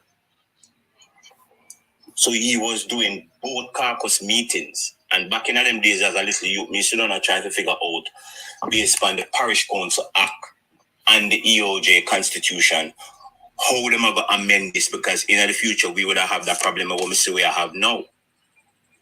And I blame the ECJ representatives who sit there. I also blame us because we had a responsibility and a duty just recently, just a few months ago, to go to Parliament and ramrod it through and ensure that Portmore becomes a parish. We should have done it. We didn't need PNP support. We don't need PNP support. And if we had done that, this conversation today we wouldn't have. We would have St. Catherine Municipal Corporation. So as far as I'm concerned, it was designed this way. And let me tell you this, Chap City. Me sit down on the fence and me I watch the whole thing. When one side get in, them amend things to suit them. When the other side get in, them amend things to suit them. When it backfire is when them really each party sometimes amend certain things and loopholes inside there. And the loophole today is exactly what happened. Exactly what happened with St. Catherine and Portmore, Kingston and St. Andrew. Because when you have a mayor, based on the EOJ, I'm sure don't look on the ECJ Act, and I look on the Parish Council Act. The Parish Council Act is so old, need to be amended. A lot of things inside that need to be updated, and both parties sit down, argue with them one another, and nobody now have the brain span to say, listen, these are the acts that we need to get them up to date, so that when we are move forward as a country, we don't have these kind of implications. It just seems you're going to have a parish council where you have the mayor, a labor right, and the PNP, a deputy mayor. Where in our senses, I'm going to tell us that the PNP are going to have any power. We're in our senses that if the mayor is a PNP and the deputy mayor is a JLP, who are in our sense, I'm going to tell us that, remember I said a deputy is a arm off. Is an arm off. Is an arm off. The mayor. The mayor. The mayor can shut it down. If the mayor say, listen, the deputy now sign no paper today. He can't sign it. He can't hold a meeting unless the mayor says he can. The confusion, listen, the confusion that the country is going to be in with this kind of thing running around where we have JLP mayor and PMP deputy mayor, it is called conflict of interest, because guess what? The deputy mayor, he might go sit down in a film office, and if the mayor see it fit, him don't have to send a document to the deputy mayor for sign. And these are no questions me I ask. You can't sign it. Because me watch Labour Right do the same thing. Labour Right sit down with Labour Right mayor, Labour Right deputy mayor, and the deputy mayor don't have to sign shit. Cannot sign it if the mayor don't authorize the deputy to sign or to even call a meeting. Him can't call a meeting without the sanctioning of the mayor. In the event that the mayor gets sick and the mayor is out, then no, the deputy mayor. And that will never happen, because if him sick, they're going to bring him there in a wheelchair. Duty. Now, with that saying, the logical minds of Jamaican, people like myself who never voted, because we sit down and say, boy, this election just caused so snapped. It wasn't thought out for both sides. Both sides never even realized what they are doing calling an election. Well, that's not true, Mike, because we all know. That's not me I said. That's not me I said. And me I talk from Bruce Gold in there. I'm going to say this on the next platform. Yeah. When Bruce decided to we will call our election, Bruce do an audit to the Labour Right them. People like Dab do that for left. Why? Because Dab do need that do shit in him constituency. Him no know none of PD workers them not turn up. And all of we are Labour Right. So we call a spade a spade. So Bruce did an audit, but did Andrew did an audit? Did he do an audit on councillors to see where them is and see who are forfeit? Yes, that's why some councillors were removed. If that was the case, the result would have not been. No, but can I ask you this though? No, you're wrong. You're wrong. Hold on a second. Hold on a second. Hold on, Rent. Hold on a second, guys. Before we get to the money spent, let me just address this real quick. Garfield.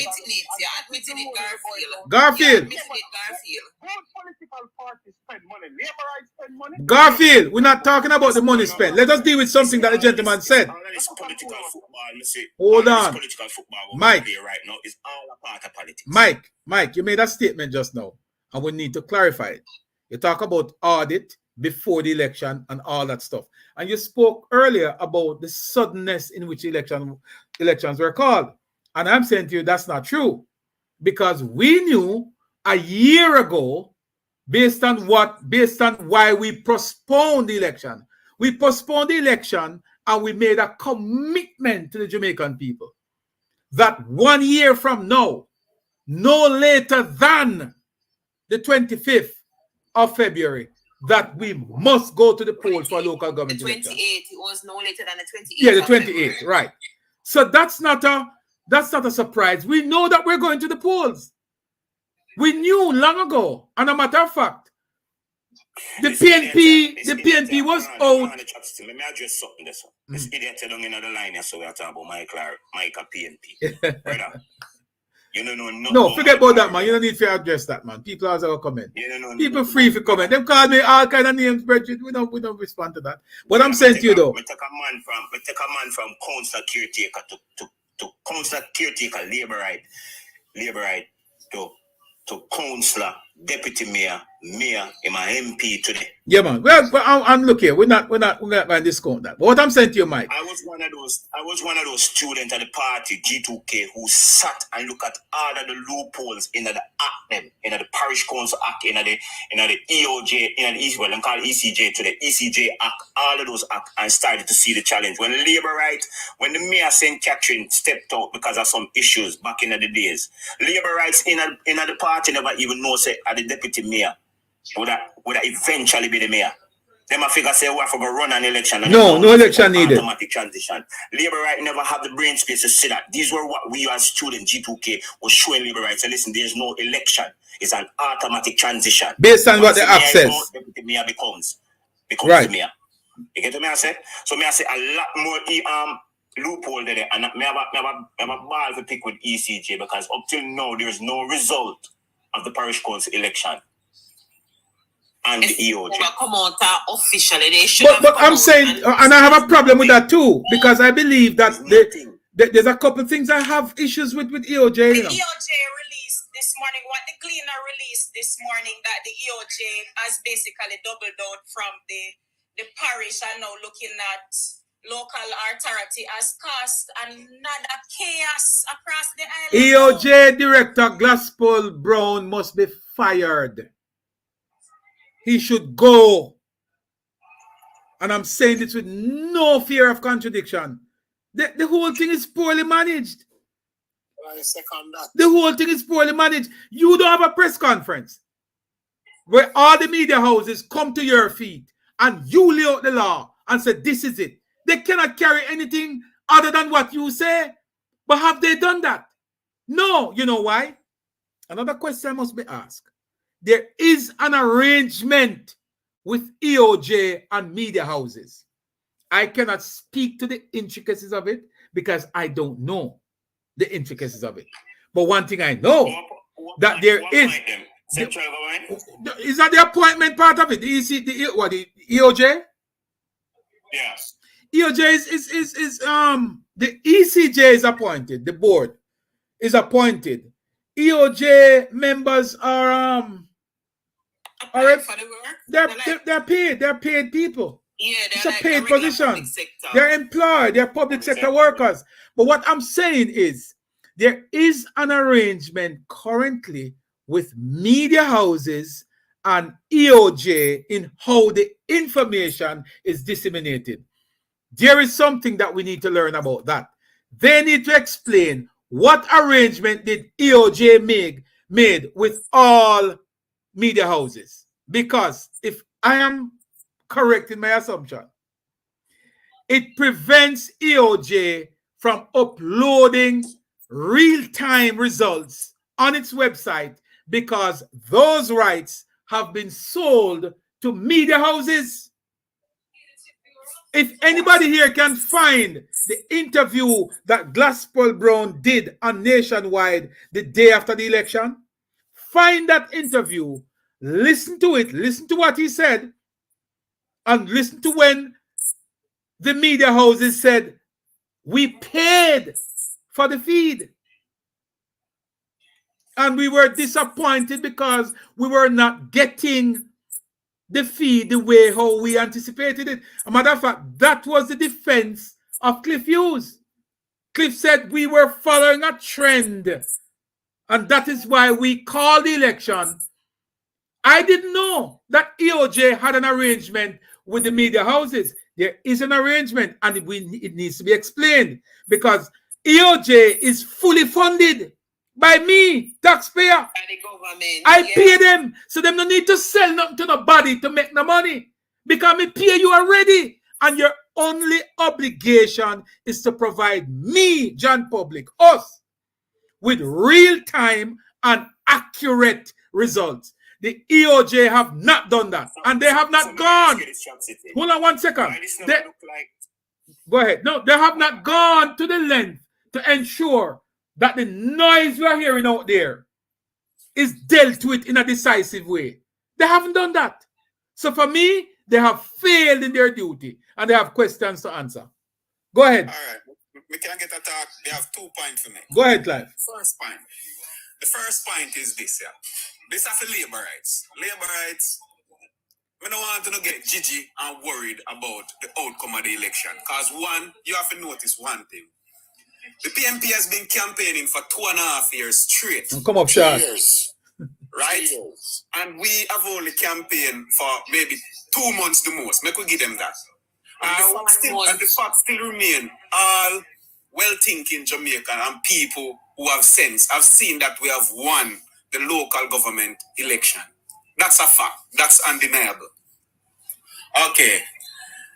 The second thing what people need to look on, as a leader who wants to lead Jamaica forward, why is it so hard that the leader of the opposition cannot come to Jamaica and says we have lost the election when facts in concede. it? So that shows the style of leadership that this brother is going to bring to Jamaica if he eventually becomes Prime Minister of this country. These are the things that people need to look out of their eyes and see. Deception. So, you know, with that, that's all I have to say. Respect, Clive. Very good points, Clive. Thank you. I have one thing to say before I cut. We so-called labor rights, we have till the end of March to get people enumerated, to get on the voters list from as early as May. For the people who left school last year, and for the first-time voters them, and prepare ourselves for the next 12, maybe 15 months time. Right? For the general.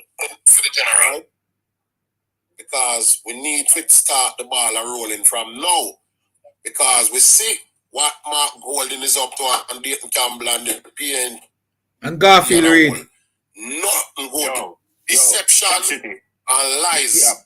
Right? So we need to be prepared.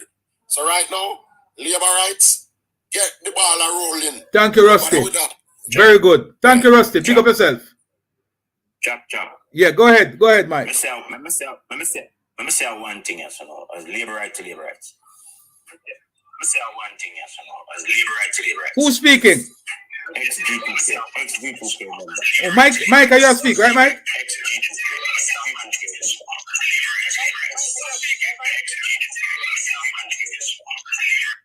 Go ahead, Mike. Somebody there record. No. I think there was an echo. I just muted that person. Go ahead. You get that feedback too. Yeah, go ahead, Mike. And it's my perception with labor. There's no way possible, Chop City. We have central government. Call an election for our local government. Mm-hmm. And allow that kind of atmosphere for who spend money, who are campaign this, who are campaign that. Fuck all of that. And we have central government, so it means that we have the machinery upon the ground. Mm-hmm. But can I explain something to you, though, Mike, with respect? There's a difference between, and I think a lot of people, the same thing you said just now is something that I've heard in several areas throughout the politics, where people believe. I sit down and look at all of the history, all of the parish council. Anytime Labour right have central government, PNP don't get a chance to even talk about local government. Because we're putting the machinery upon the ground. In my perception, we drop the ball. Yo, Chop City, enough of the seat them we lose, Enough of the parish council seat them we lose, What is enough for the parish council seat we lose? Tell me. We lost one. St. Mary is the only municipal corporation that we had going into the election that we don't have now. The councillor seats them. A division in matter. Oh, but you're talking about division. But sir, yes. To be honest with you, my brother, divisions are judged based on their own merit, I wouldn't, because I wouldn't use that. No, the power of the division determine the power of the party, bro. And that's what we are talking about from G2K back in the days, No for the councillors them. No for the councillors them, bro. We'll go out another election here. Don't even know them PD workers them, brother. That is true. And I agree with you. There's a huge deficit there. There's a deficit there. But I wouldn't chalk it up to a whole heap, because it was not even enough to overturn a two municipal lead that the JLP have. It wasn't even enough to turn it over. So I wouldn't look at it as a whole heap. Yes, they gained more than they came in with. I agree with that. So now that me I'm trying to tell you. Yeah, man, they gain more. Then it means we have lost them. But yes, and I agree. But what I'm saying to you, so is it sufficient? Yes, but is it? The man them say, yo, the morning after, I come out and I say to the man them say, yo, brother, I want to audit for run because we have councillors where they are who just complacent. An audit has been done, my brother. There was an audit. Every yes. If we had run the audit, Chop City, the audit not simply means we get the results. It's not a matter to just get results, It's an action plan. The audit run as So when you run it, you see the deficit in it, you see what happening. But what I'm saying to you is that they saw it and they acted in some case. No, there are things that I can't say on it right here. Yeah. Obviously. But I'm saying to you that every area council did an audit. So we knew exactly where we were. Some things you could fix, some things you had to just ride with it. You know what I mean? Because of the timing and all that good stuff. So the good thing is, Yeah, man. One word. All right. Run in, do it. Everybody. All right. Big up yourself, Chop City, for allow us this platform to, what we call it now, to do some soul searching on what has happened. A big part of what has happened, and we have to just be serious about this. We need a different focus and a different strategy in terms of winning elections. And what I mean by that, what I answer. This whole heap of campaigning and have a lot of people run behind your feet and you do all kind of things and bus and truck and carry. You don't go that Pandora ask about. The JLP, I mean, I get the PNP no advice, but the JLP need to be more surgical in terms of its support for its voters. Because at the end of the day, it's not one run behind them thing then I get hurt and carry on and bus and hang out. And them thing that win election. The party that wins election is the party that is able to motivate, mobilize, and captivate the voters on the day of election. And the JLP has to pay more attention to that. Pay more attention to campaigning with the effective voters.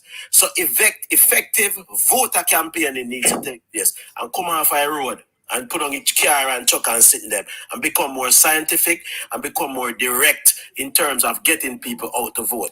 Now, the next thing is, if you notice how the local government election, the local government structure is, there are 228 seats in the councils, and so therefore you always have the opportunity for a tie, because what 228 divided by 2 is going to give you 114. So the possibility always there for a tie, but it not gonna happen. Why? Because some councils carry more weight than others. Some have 4, some have 3. Government system, you know. Some councils carry more weight. If you notice, Kingston and St Andrew are the biggest because of 40 combined, 40 seats the right. Same thing in the US with the electoral colleges. Same setup. Beautiful chops. So you I see think the same thing in St Catherine too. 40 in St Catherine too. Yes. So that is why you have a deceptive leader like Mark Golding. I try to twist this and I try to make the Jamaican people believe say a PNP win, but it is not so, because and don't blame the electoral office neither. Don't blame. Let me tell you why.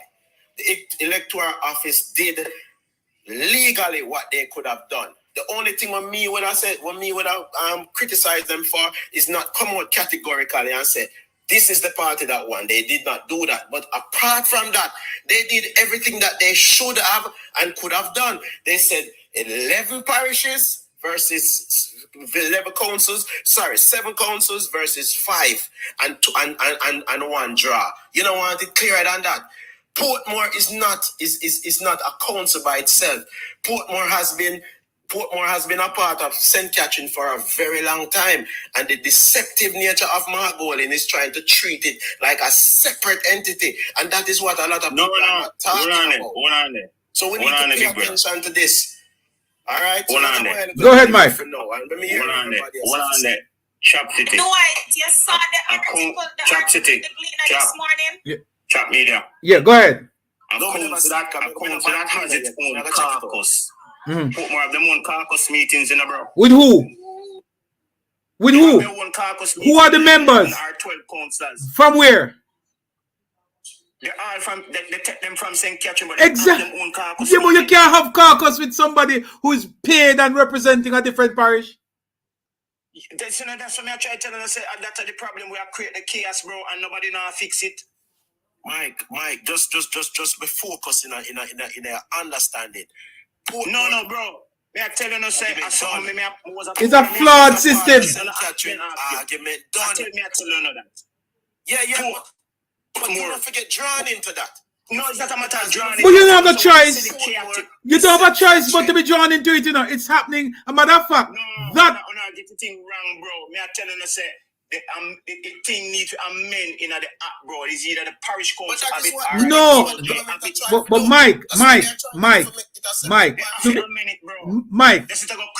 Mike, there's no amendments needed. What really needed is to separate Portmore from St. Catherine, declare it as a parish. Dwight, when I asked if you saw the article from the Gleaner this morning, I asked that because in the Gleaner this morning, they basically stated that the EOJ has pulled away from what they had reported first about the parish and now came out and said something about the local authorities. And when they count the local authorities, it would end up with 14. And that article this morning start over the chaos and confusion. Yes, they're adding to it. And I think it's a deliberate act. Because that is playing into a narrative. You know very well that for decades we are counting municipalities and we count Kingston and St Andrew as one. That we live with that for decades. How all of a sudden you changed it? You're trying to now change how we interpret counting of elections? Something is wrong, man. EOJ is adding to the confusion and they have not done nothing, as far as I'm concerned, to settle the argument. What the Gleaner is reporting this morning is adding to the confusion. Gabby, what say you? It is the Gleaner reporting, and we know reports can be inaccurate. So I basically want to hear something categorically from the EOJ and not necessarily what the Gleaner said. That's true, because the Gleaner, again, is very well known for fictitious headlines. For having its own biases. Yes. We know that. Yeah, what say you on this whole EOJ responsibility to settle the score? Gabby?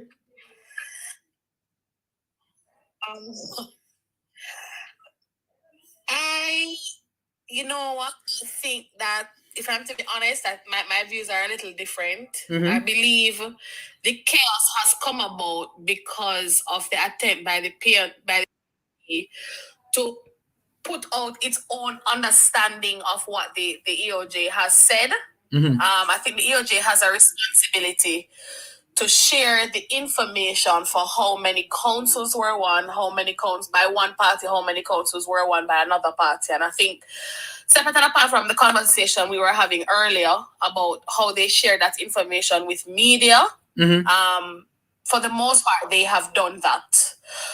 And that is it is the same information that the JLP has used to identify itself as a winner. What is happening, though, is that the PNP is interpreting that information to suit its own messaging. That is my view. Yeah, and that is clear, and sometimes this is the double-edged sword of statistics. Statistics can favor anybody who is able to pull from it, to extrapolate information that can be suitable to them. And that's what the PNP is doing. But while that is so, as a responsible body, I think the EOJ, my departure with you, Gabby, is that I think the EOJ still has a responsibility because we operate within a democracy and they are the custodian of the democracy from an electoral standpoint. So, and they know that this is a race between the two political parties. So they should be neutral and they should be able to come out and call it definitively and say, based on the standards, based on what we have gone with for years, based on convention, this party has won. And just second the argument. Right. It should never be that a body as powerful as EOJ is putting out information, leaving it to the interpretation of the public. I think that's wrong. I think that's wrong.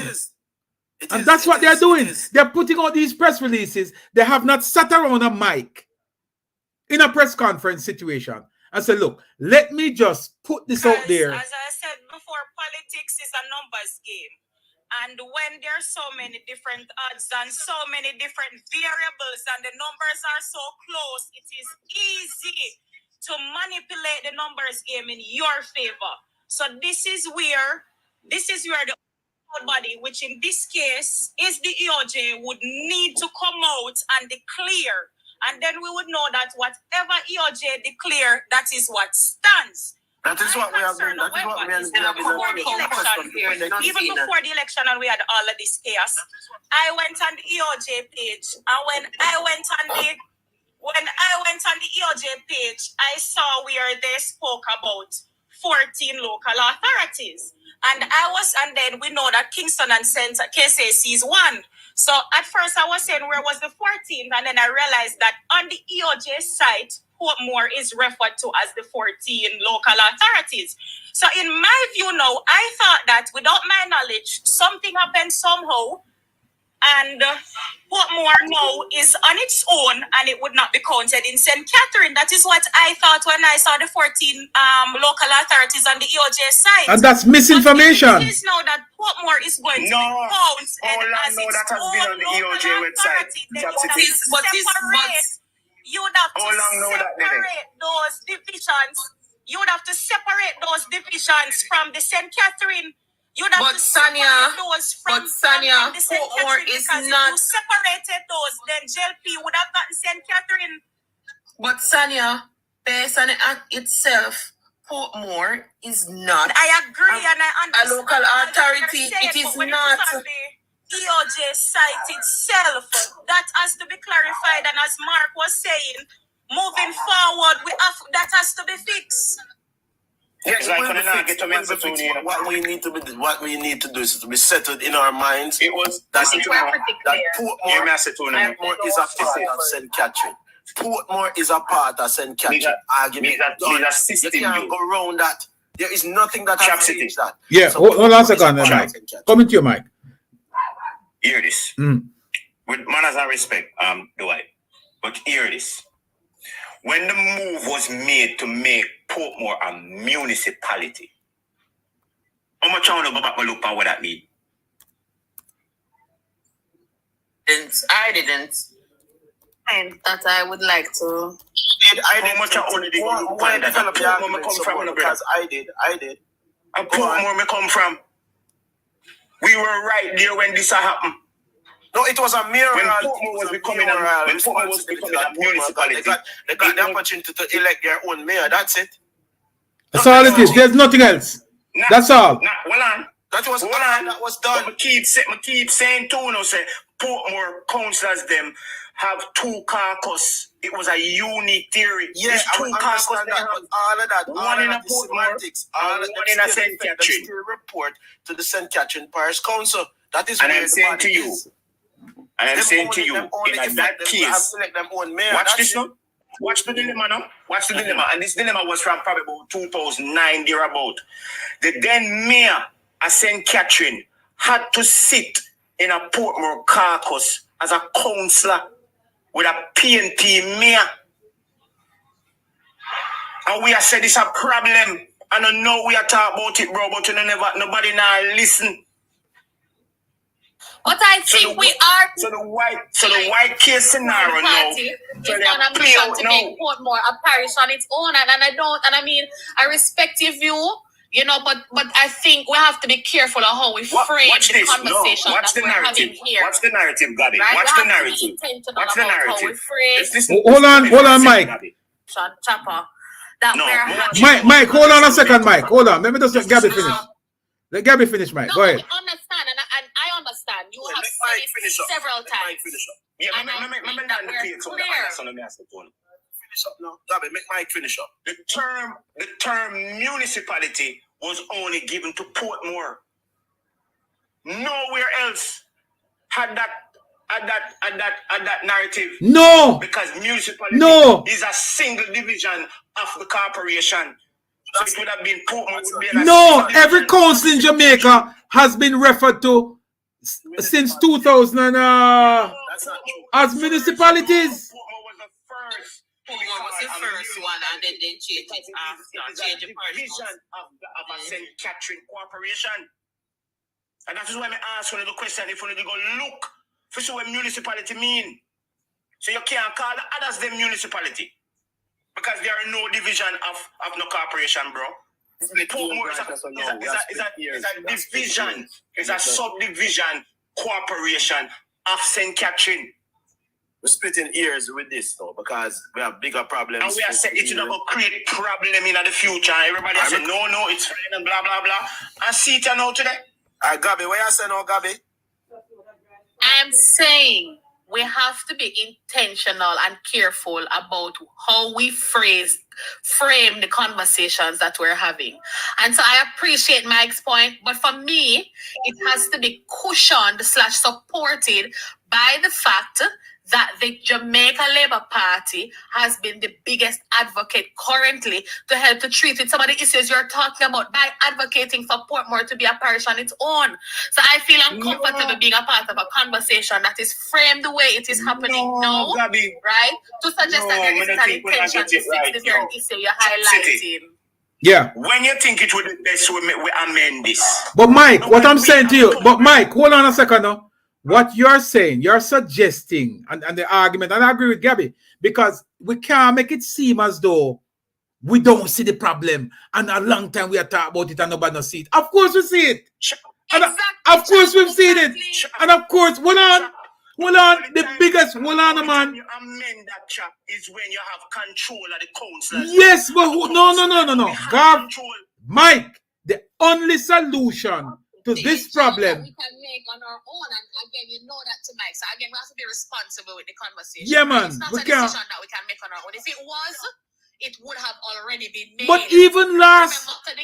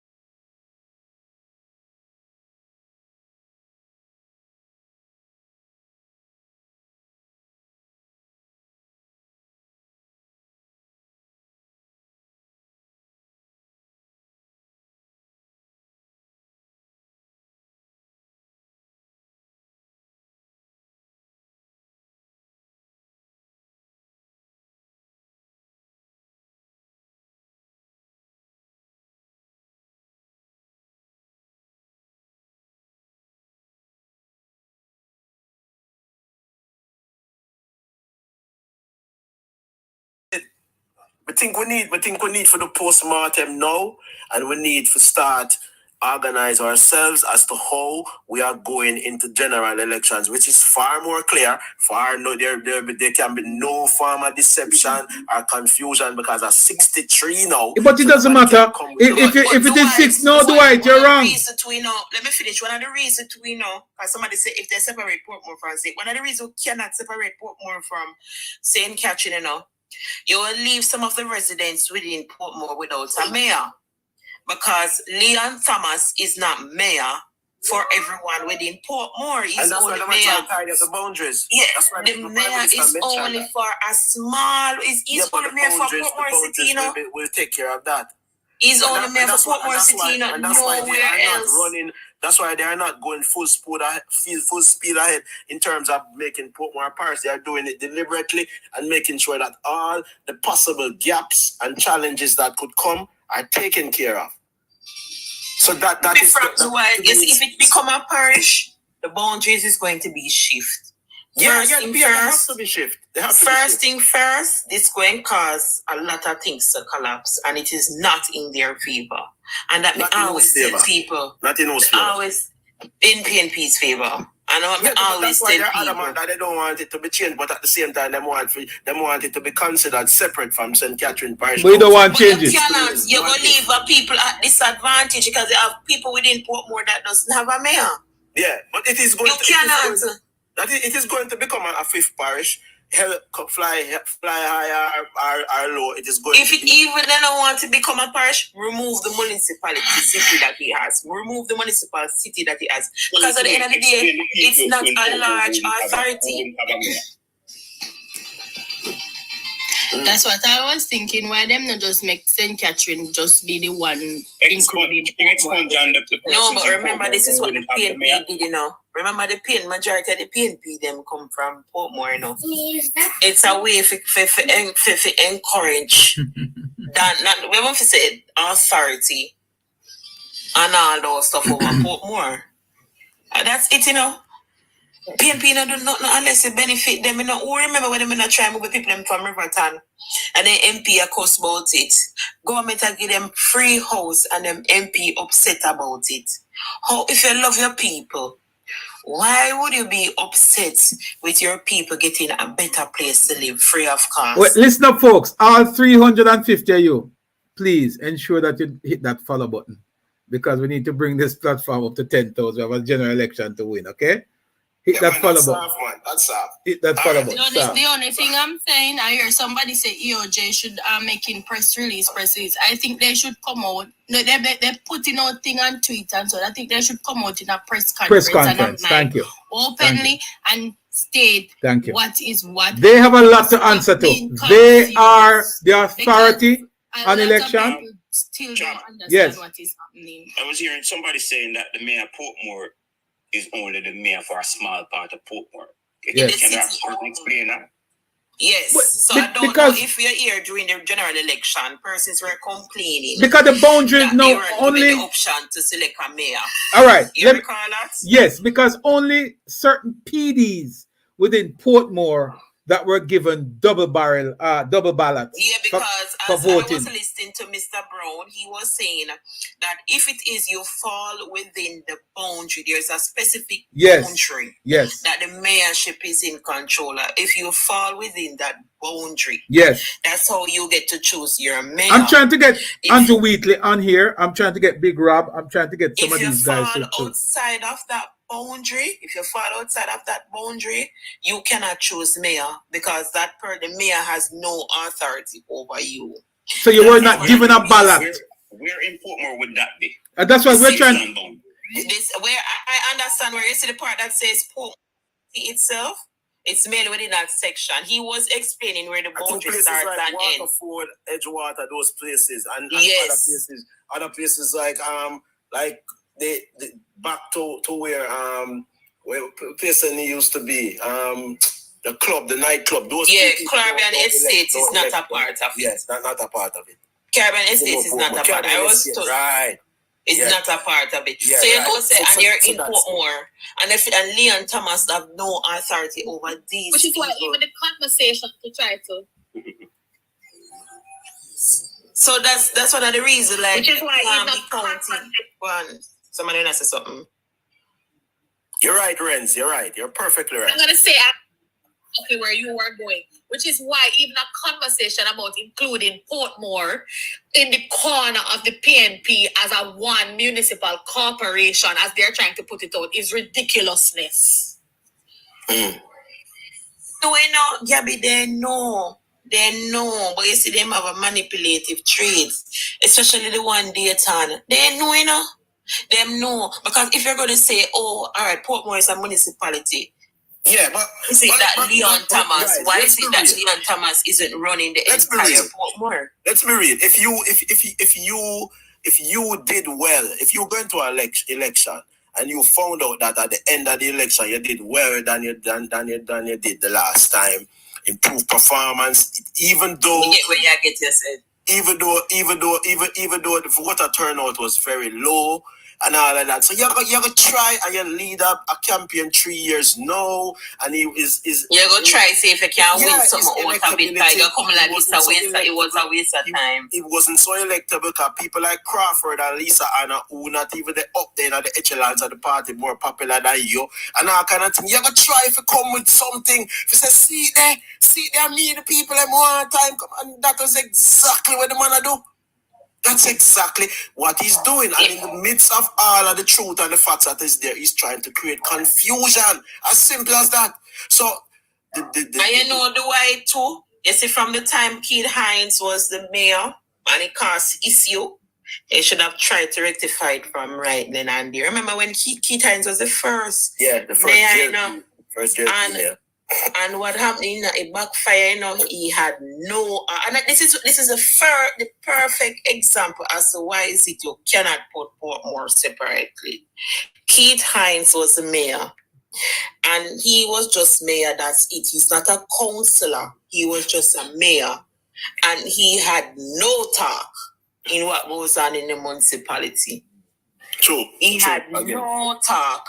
Yeah. Because at the end of the day, when the caucus was being held, them shut him up and tell him go one side. Go one side.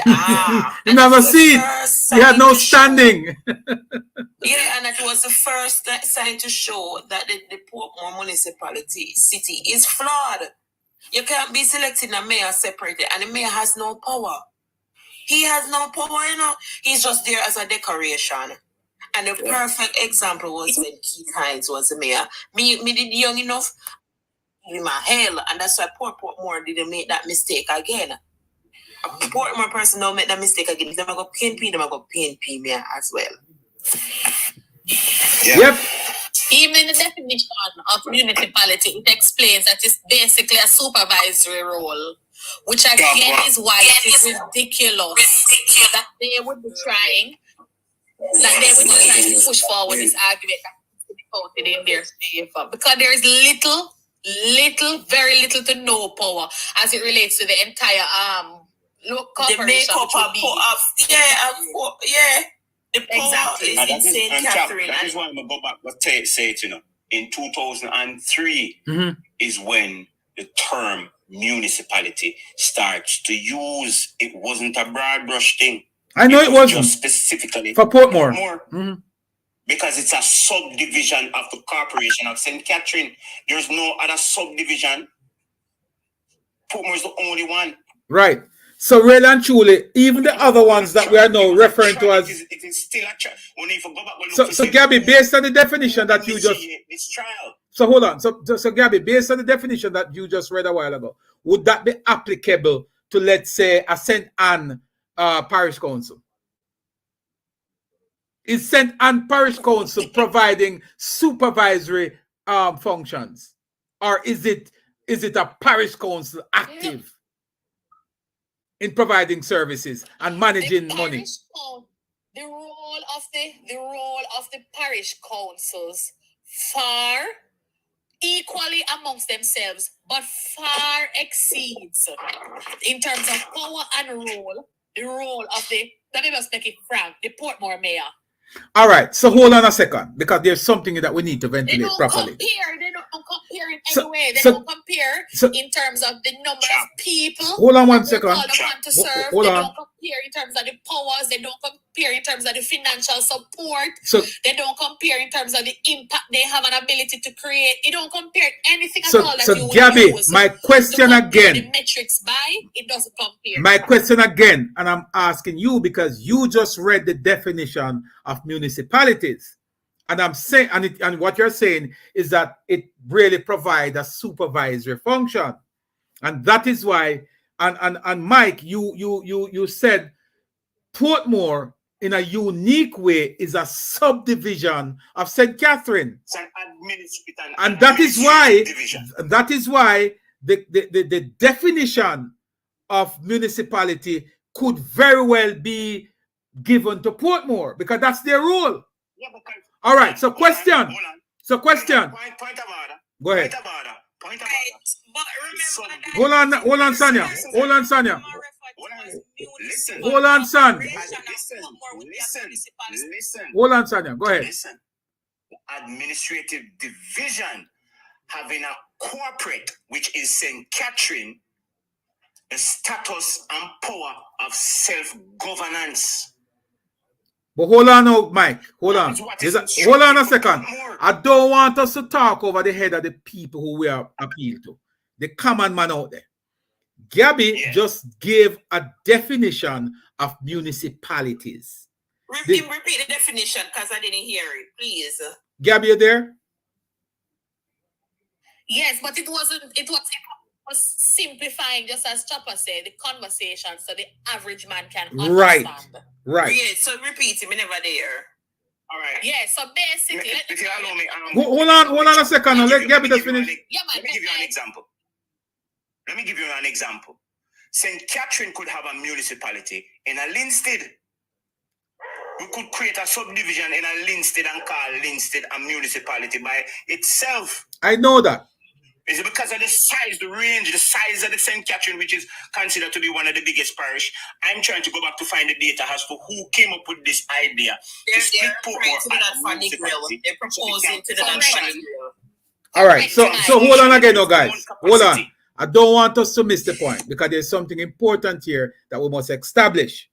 We need to establish why is it that we should not use the word municipality to refer to all the parish councils.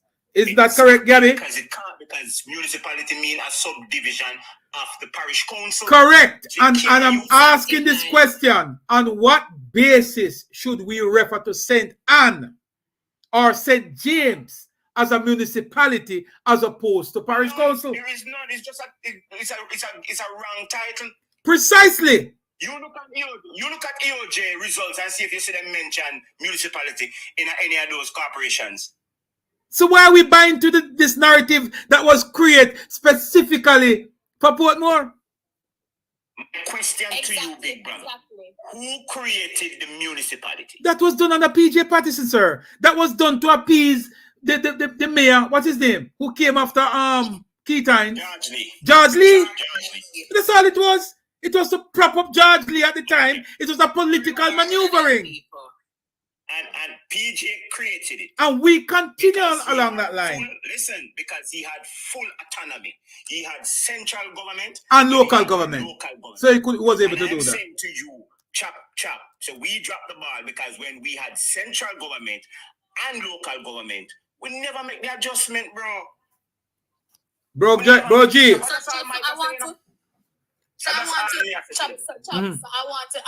want to explain again so the people who are listening can understand, and in the most simplified version. Thank you. It would be like you have a business and the business name Honeypot, right? And the business have a head office, right? And the head office is based in Spanish Town. And then you open a subdivision of the office in another area. But anything they want to do, they have to write up a head office. They have to go up a head office, go meet. Does that mean that it's a different business? No. It does not. It's one business. The full transition of Portmore has evolved. Decisions without calling up a and getting permission. Chap, the full transition of business for Portmore has evolved. You no longer have to submit nothing to St. Catherine. Everything submit to Portmore now. Who said that? Building passes, everything. No, not everything. Not everything. Who said that? If you live outside of the boundaries where the Portmore municipality is, you have to go to St. Catherine. You need to be in my house. Me have to go to St. Catherine to go submit the titles. Yeah. You no longer do that. Portmore have everything. Portmore because you're within the aren't you within the Portmore municipal boundary? No, we are talking of the days when there was no boundary. No, I'm talking about No, you submit to Portmore. No. Yeah, but I'm asking, are you outside of the boundaries or within the boundary? Man. That's why you have to. That's why you will go to Portmore. But what about the ones that are outside of the boundary of the mayor? If they're outside of the boundary of the mayor, then have to go to St. Catherine. This is like Gregory Park. Gregory Park came under the municipality too. So, all right. So, for instance, we established a Caribbean estate outside. And the result we look on in a 2003, and that is why I tried telling us that in a 2003, when then George Lee won that election in a 2003. The election, there wasn't any boundary conflict because you had Gregory Park in the division, South Barrow in Westchester, all of those Passageford, Independent City, Waterford, all of those were Portmore. And I'm saying it again, if we wanted to make the change, the best time to make the change is when we had full autonomy. That's when you make changes. No, but hold on, man, hold on. What is required to make the changes, Mike? You have in central government. No, and I'm saying that you're wrong. No. You keep saying I'm wrong. You are wrong. Hold on a second. Because no, but hold on, man. PJ didn't make a change. PJ instituted something. He started it from scratch. It was brand new. No, we want to separate Spanish Town, St. Catherine from Portmore and create a parish. This is something new. We don't need to control local government and central government in order to do that. What we need by virtue of the act is a simple majority, and we already have that. We have it. The only thing that the GLP has been doing is trying to get a consensus with the opposition. So let us both agree. Even though we can't go do it by myself, I don't need you. I don't want to do that. Let's have a conversation. Let us agree. And the PNP refused to agree. So I disagree. You need to repeat back the old KCC to the dons that are here. We go through it already, but you have to repeat it. KCC is won by no one. There is a tie. Responsibilities of KCC is shared between the mayor and the deputy mayor. JLP choose the mayor.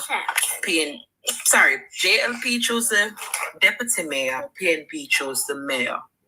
Our municipality works, it is normally ruling party, the party who wins that has votes.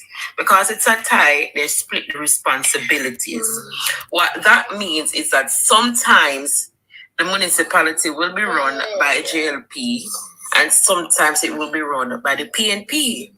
If tomorrow morning come and the mayor that the PNP chose goes on a vacation, the KSAC will be run by the JLP. If tomorrow morning the mayor that is chosen by the PNP calls in sick, which means the deputy mayor will be running the party for a DR2. That's the reason they cannot give KCC to one person because it is a tie. Once there's a tie, it is split with the mayor and deputy mayor. A lot of people don't know this, but the both mayor and deputy mayor need to agree on few stuff. That's why you cannot give it to any one person.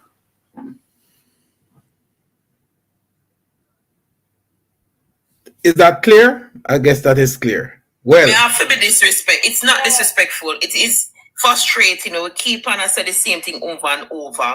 I'm not trying to be ignorant. Ignorance is another word for dunce. No, you're trying to just because it does, you don't hear what you want to hear. And the fact still remains, it is a tie. No care how no one push, how no go do. Each time when the PNP may are not available and the GLP is running the corporation, if it all of a sudden switch the count again back to the GLP, no, it will cause confusion. They just don't give it to anyone. Anyway, I would not refer to them as dons, because when you look a few days after the election, all major media houses came out right and declared that it's not. Yeah, we can refer to them as dons. The thing is, the misinfo and the People's National Party machinery was pushing that narrative.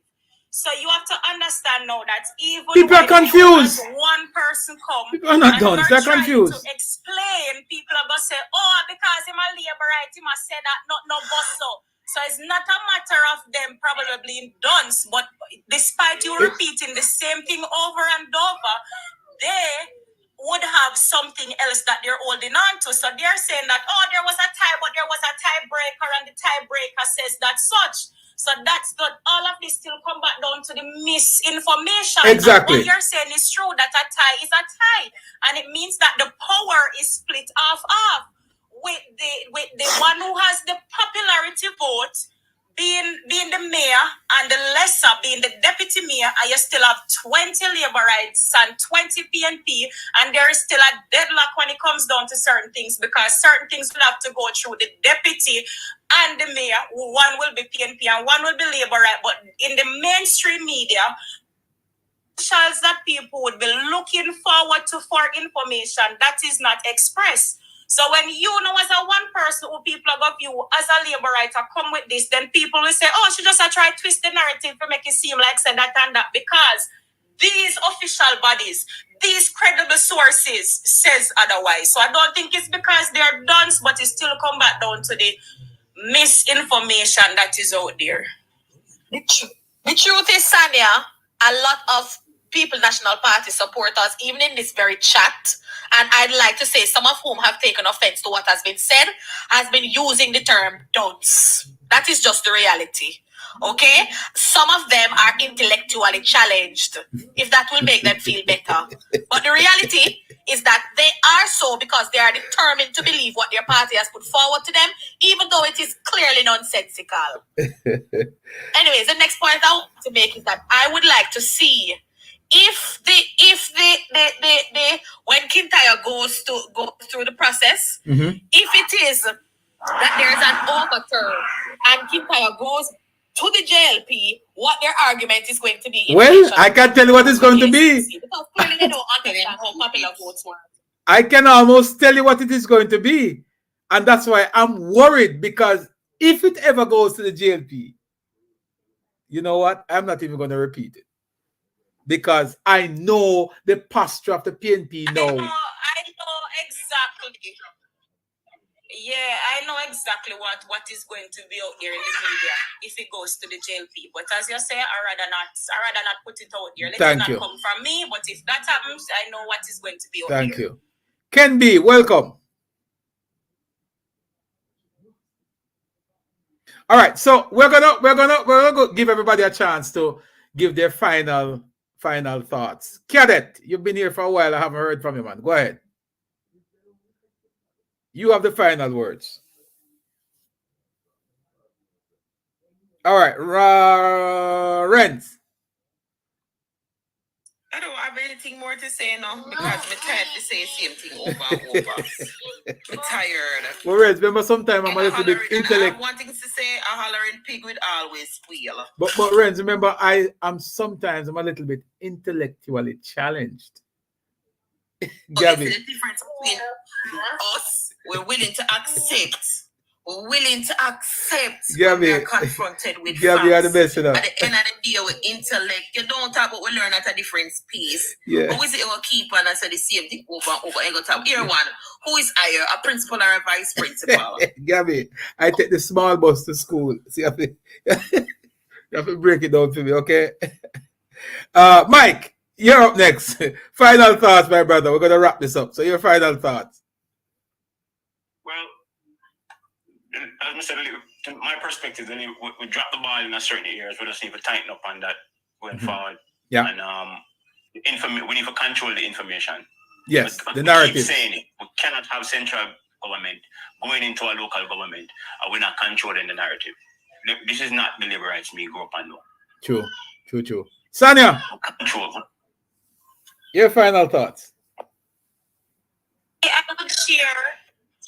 would share his sentiment, and with what was being explained before with the municipality, I think there is still some uncertainty among the listeners, and I think sometime in the future we might need to go over that. But what I will say though is that with using the word municipal basically is another word for a town or a city, right? So that is why when you say if St. Mary is a carefulness.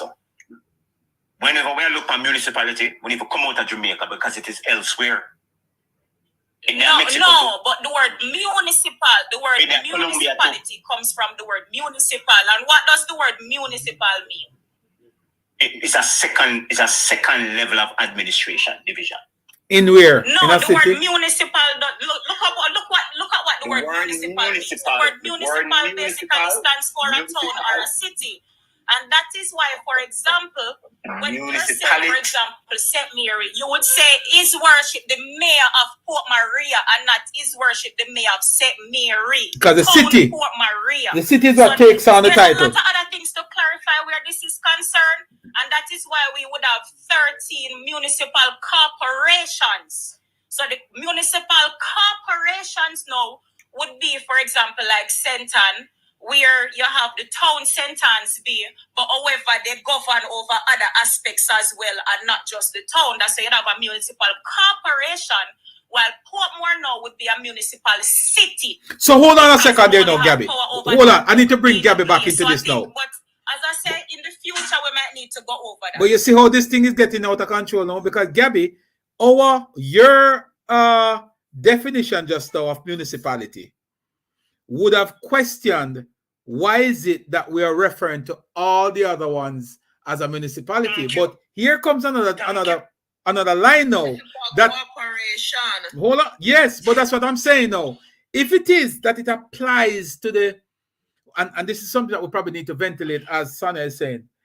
Why is it that it is applicable to the city or the town, the capital, and not the entire parish?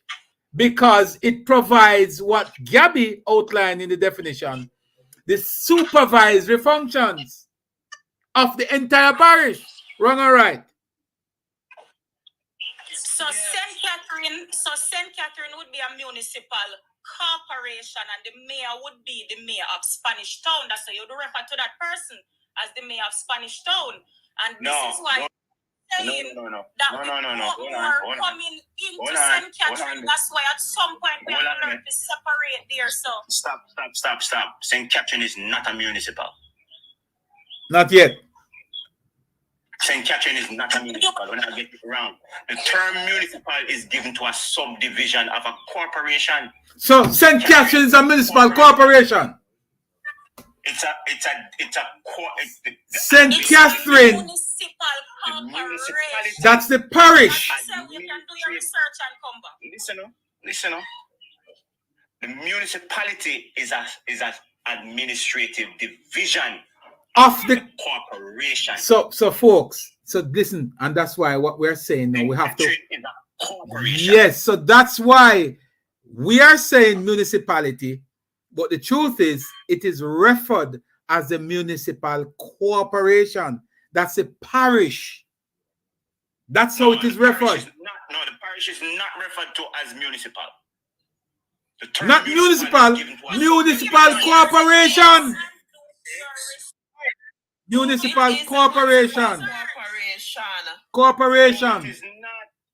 Yes. It is. Go and do your research. Why is it you have the MC at the end? What you think the MC mean? What you think the MC mean? Yes. KHOC, parish council, all of these areas since even 1981 have been referred to as parish councils. Yes. Which was replaced with the term municipal cooperation. The change came in at 2003 when then Portmore municipal corporation evolved. No. Slow down. No. Slow down. It's a municipal city.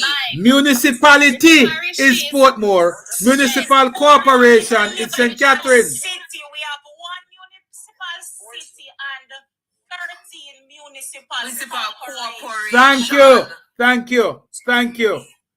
That is it.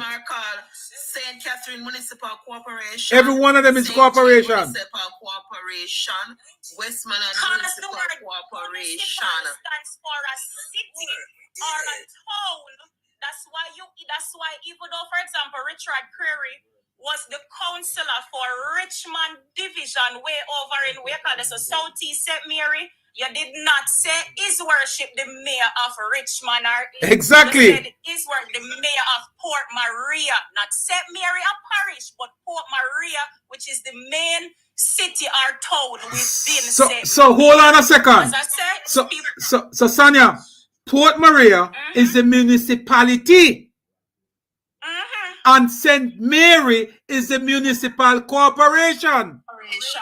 So the definition given by Gabby earlier, and Mike backed it up by saying the municipality provides supervisory function. Hold on a second. Hold on. Mike expounded on it a while ago to say that the municipality provides supervisory and administrative function on behalf of their subcommittee of the corporation. So in referring to the municipalities in the cities, it's correct. It's quite accurate in doing so. So my final comment. Oh, Sunday to finish. No, you can go. See, my final chops to wrap this up is to the people who are asking who won the local government elections. The answer is simple. The party that won the most municipal corporations or parish councils, of which there are only 13. And who did that? And obviously, what? The Jamaica Labour Party. Thank you very much. And also, someone asked, Electoral, if you look at the Local Governance Act, Section 5, it's Sheldon. It states that Portmore is a municipality city. It outright lists Portmore as a municipality. Not a corporation. Did not say it was a corporation. It is not a corporation. It's a city. But again, but can I ask this though? And it has no. Was it appropriate? External bodies over which it governs. But so was it appropriate to give it a title? Divisions and bodies which it So governs. Sonia, was it appropriate to affix that title to Portmore, knowing very well that it does not provide those functions to a municipal corporation? No, that is another conversation. Gab, you see how dicey this thing can get? Mike, you see how dicey it's gonna get? Watch the ride. Gentle folks, it was a long morning. Let me quickly see if someone is asking me to read it verbatim. Hold on, I have it. Hold on. Yeah. Hey, stop.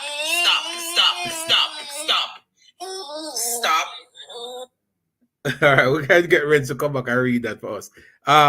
Which is, I don't know which one she's going to read, because I have it here as well. A municipality is a political subdivision of a state. Let me read it now. Section 5, sub 3. The municipality of Portmore, established under the Municipality Act, is hereby continued and deemed to be a city under this act, and is to be known as the Municipality of Portmore. Otherwise, unless otherwise deemed determined by the minister by order subjected to affirmative resolution. See, so let me repeat. The Municipality of Portmore, established under the Municipalities Act, repealed by Section 53 of this Act, is hereby continued as and deemed to be a city municipality under this Act. Wow, this is a long ride. All right, folks, listen. Section 5 of the Local Governments Act of 2016. I encourage anybody over to prove me wrong. All right. And just to give the definition, the open definition for municipality is a political subdivision, as Mike said earlier, a subdivision of a state within which a municipal corporation has been established. Folks, Portmore should not be classified as a municipality because it provides no supervisory role. There is no established municipal corporation in Portmore, and as such, it is inappropriate to even have a mayor of Portmore. It is wrong. It also states that, and this is Section 6, local authorities shall be categorized as municipal corporation. Right. So municipal, as I said before, a municipality is a political subdivision of a state within which a municipal corporation has been established to provide general local government for a specific population concentrated in a defined area. Portmore has all the characteristics set up, but has that been acted? In other words, if Portmore is not a municipal corporation, then how come the municipality is established? It is inappropriate. It is illegal. It has no standing. And if I was in the upper house or lower house, that is how I would argue it. I would say from the get-go, this whole notion about Portmore being a municipality has no standing whatsoever. Because unless there's an established municipal corporation, you can have two, because St. Catherine is already a municipal corporation. However, Spanish Town would have the municipality that provide this, which is an established subdivision of St. Catherine, not Portmore. You can't have two. You only have one. And Spanish Town would have been established already as the subdivision of the state within which a municipal corporation has been established. So there's a lot for us to chew on, and watch the space within the next couple of weeks. We'll see how this is going to pan out. I thank you all for joining us. It was a pleasure having this discussion. Thank you for the persons who participated. Sanya, Gabby, Rez, Cadet, Mike, David, who else? All the folks who participated. We appreciate you all, and we will be back. Have yourself a blessed day. Bye-bye. And I neglected my folks over here on YouTube and on, let's see, where we got all these folks. Yeah, so we got some folks over on Speak Your Mind. We have some folks on Chops Media and Chopping Block. Appreciate you all. Appreciate you all sticking and staying and listening on this conversation. You guys weren't really a part of the engagement, but your turn is coming up this evening. Your turn is coming up this evening at about 7. We are going to be live exclusively on this platform. And at that point, we will our usual discussion. Blessed love. I'll talk to you later. Bye-bye. OP. Yeah, man.